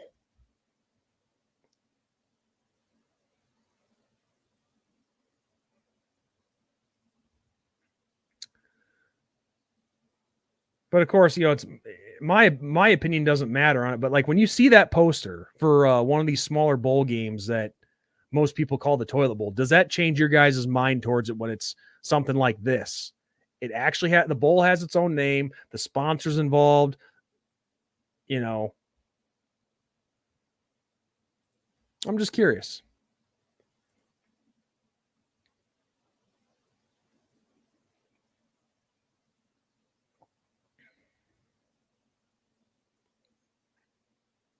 And it's just the thing that makes me so passionate about this is, what's one of the reasons that people call these yes, I know that Golden Playbook. I know the sponsor is Cheez-It, but the name was the Pineapple Bowl. The Cheez-It Pineapple Bowl. I'm just asking, like in that concept, like when you see a poster of the concept coming together, does that make the bowl game look more appealing? Even though it's a smaller bowl game and it's not an NY6 game, it's not a major bowl game. Does something like that help it make it more appealing to you guys? And everybody gets a say on this. Please let me know in the comments what you think. But like I was saying, aside from like the matchup and whatnot, What do you why do you think what do you suppose one of the main reasons is that these people call it the toilet bowl? It's because, well, it's all about corporate sponsorship.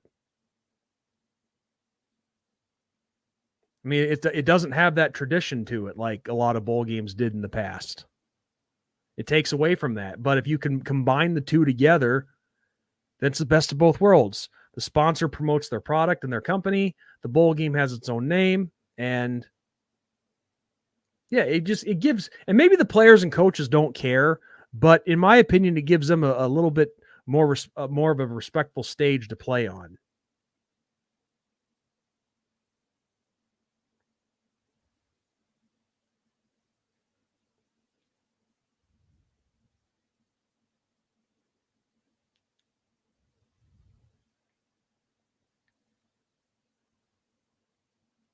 So, but I know I just I tend to repeat myself a lot on this topic, but when I get going, I get going.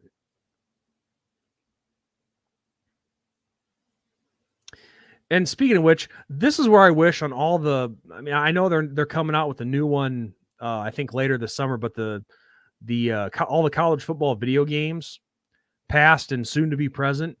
I'm surprised that they've never had a create a bowl game feature, or give you the option to edit the existing bowl games. Because I can tell you guys right now, if they had that option in those games, I would oh, you better believe that all these ideas and swirling around in my head about bowl games, they would come to fruition in that game.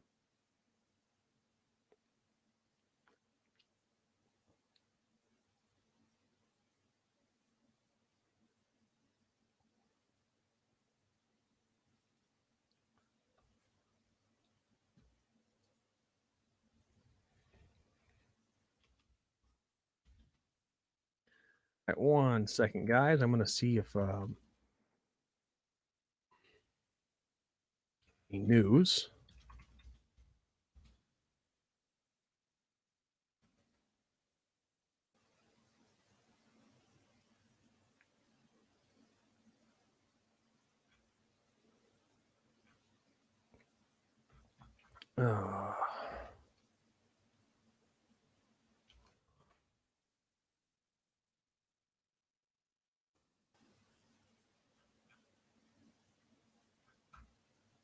You know what? While I'm on here, let's check and see how men's soccer's doing.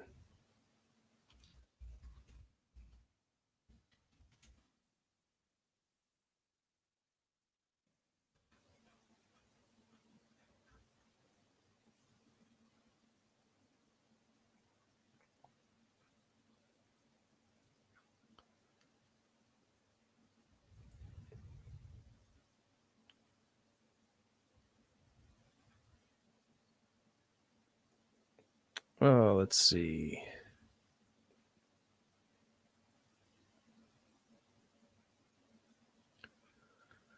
Okay, Clemson beat West Virginia 1-0.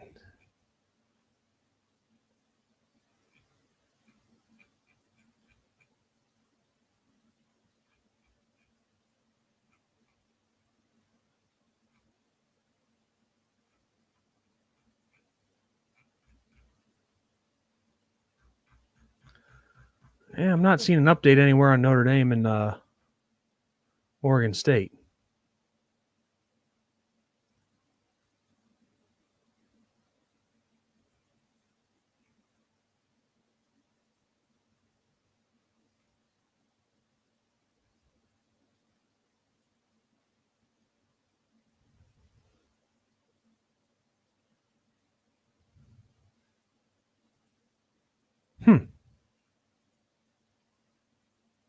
Oh, okay.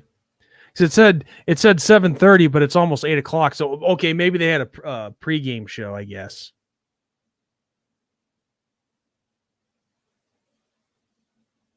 Okay.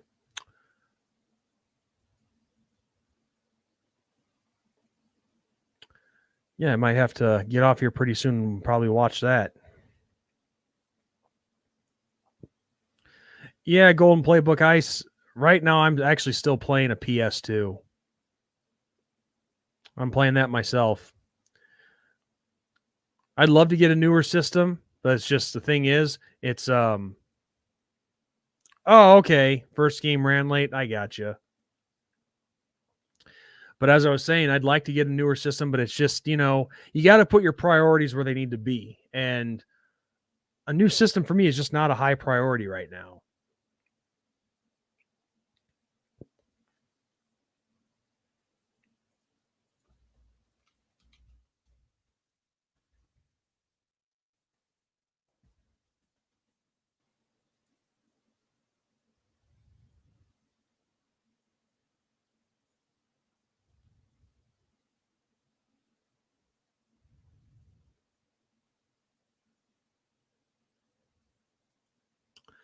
Oh, let's see what we got here. Just saw this article pop up. Never mind.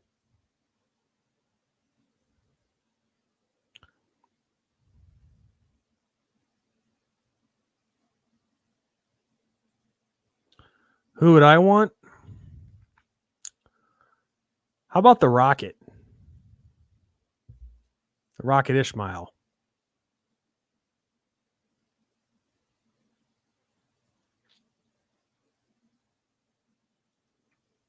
Oh, I had a PS1. Got my first PS1 Christmas of I think it was Christmas of 98. I was 12 years old.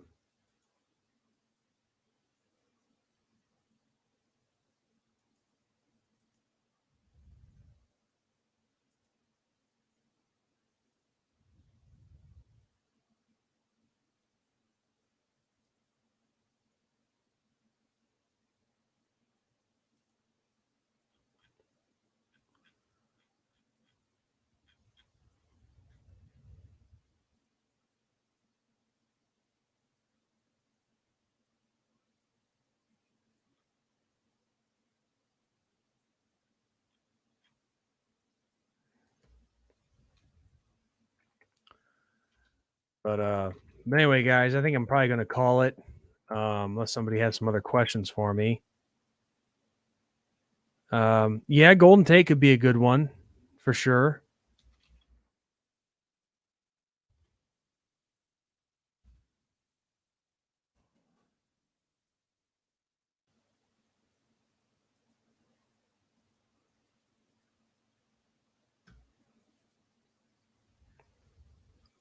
So, yeah, other than that, guys, don't have much else to say. Sure, a lot more stuff is going to happen between now and the bowl game, so it'll be interesting to see what does happen. John Erickson says no one seems to remember that players can get better with experience. Alt was called a 3-star legacy tight end when he got here. Who was Kyron Williams? Yeah, and Kyron Williams he burst on the scene like no other.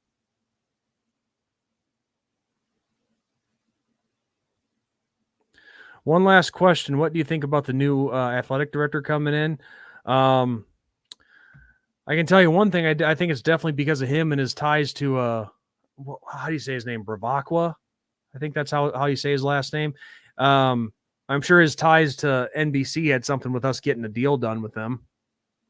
I think he could be good. If he makes the right decisions, then I'm all for him. I'll have his back all the way. Because if he's all about doing what's right for Notre Dame and improving things, whether it be from the weight room or whatever the case may be, then, as I say with new coaches that come in and new players, give them a chance.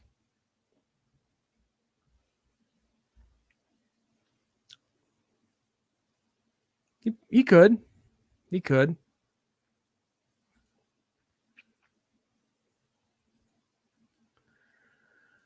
So yeah. Yeah, guys, we might do another live stream here pretty soon. Whether it's with me and Ben or with me and Ryan. be on the lookout for it. Next few weeks will probably get kind of interesting because, like I said, we will have an announcement coming for you guys, and it's already set. We just haven't, well, obviously we just haven't announced it yet. So we'll let you guys know when that happens, and yeah. So till the next live stream or the next video, you guys take it easy, and thank you all for showing up tonight. It turned out to be a pretty nice crowd. Really wasn't sure what it was going to be like coming in, but it turned out to be a pretty good show, even without a co-host. Whatever people want to say about Swarbrick, he kept us independent. Yes, he did. I mean, I don't know why people hated him so much. What did Swarbrick do that was so bad? See, now you got me staying because I want to know what Swarbrick did that was so bad. The only thing that I can really think of is to the fans who want us to join a conference, he didn't put us in one. That's the only reason that people hate him for, really.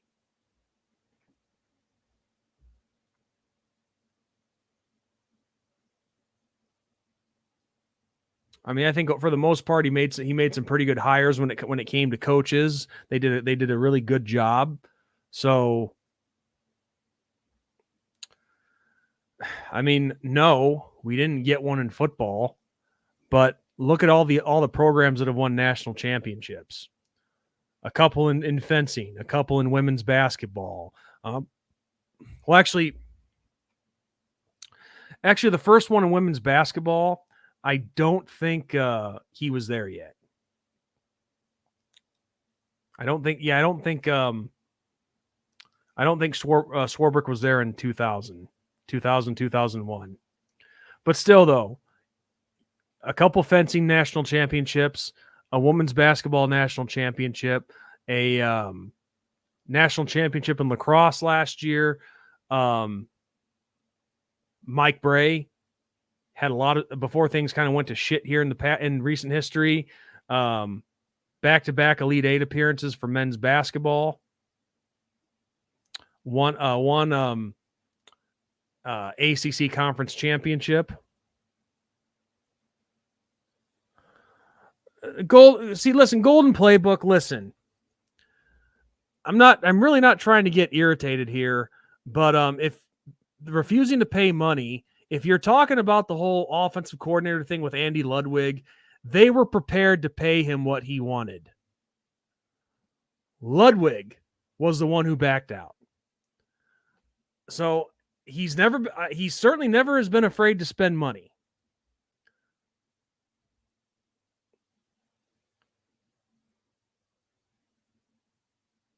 And that's just one example. If that's what you're getting at, I can't say for sure.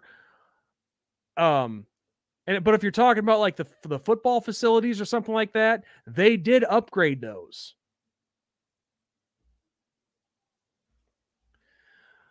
Yeah, I remember that game against Kentucky as well. We should have won that. But we sure to give them a run for their money, though. Well, they were going after Andy Ludwig is who Freeman wanted. Obviously, they wouldn't have been there. Good God almighty. Ludwig was the one that got cold feet. And when you're in a situation where you have to have somebody on the staff now, then you go with what you think is the best option. And clearly he thought Parker was the best option in that situation.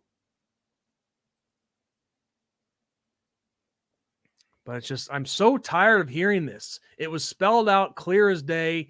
Andy Ludwig wanted to stay in Utah. John Erickson says, every media person that has a history of hating Notre Dame insists we must join a conference. That's all anyone should need to know. Well, of course, absolutely.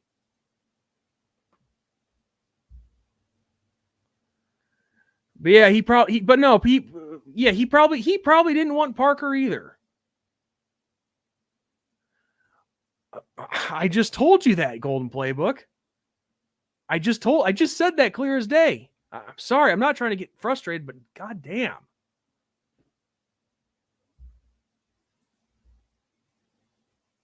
I mean, unless there's a delay on the computer or something, I don't know. Or a delay between this and the live chat.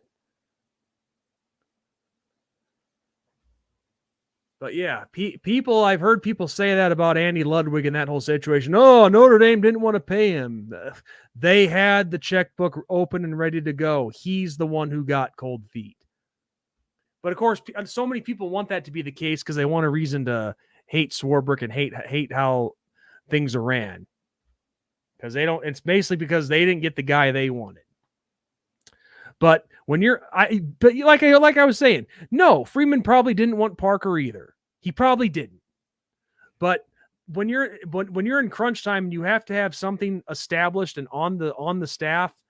Then you make the best decision that you can with what you have. But no, I mean, if I had to make a prediction about this offseason, just a prediction. I think Freeman goes out and finds a different offensive coordinator. And Parker probably goes back to the tight ends.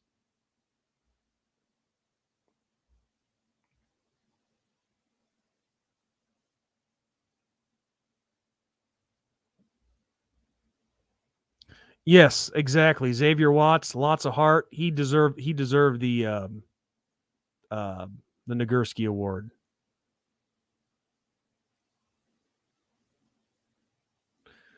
And you know what? You can't even blame everything that happened this season on Jared Parker. Okay, players made mistakes too. Which I'm not saying that I'm not making a one-sided stand for Jared Parker, but it's not everything is his fault. Jarrett John says, not that it really matters, but how good has Ludwig's offense been without his star quarterback? When I see them play, it's their defense that wins the games. Yeah. When you don't have the key playmaker of your offense, then yeah, that's going to change a lot of things. So, yeah, could Andy Ludwig have made a difference here with Sam Hartman over Jared Parker? Probably. Obviously, we can't say for sure, but just there's so many different things that happen. And sometimes it's out of the coach's control. But still, though, it doesn't excuse some of Parker's stupid play calling at times. I'm just saying that he can't strictly be the only one that you blame here.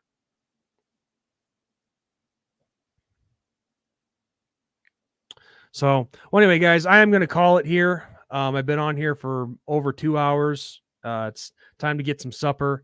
And listen, you guys be on the lookout for new videos and possibly another live stream here in the near future. So on that note, you guys take it easy. God bless and go Irish.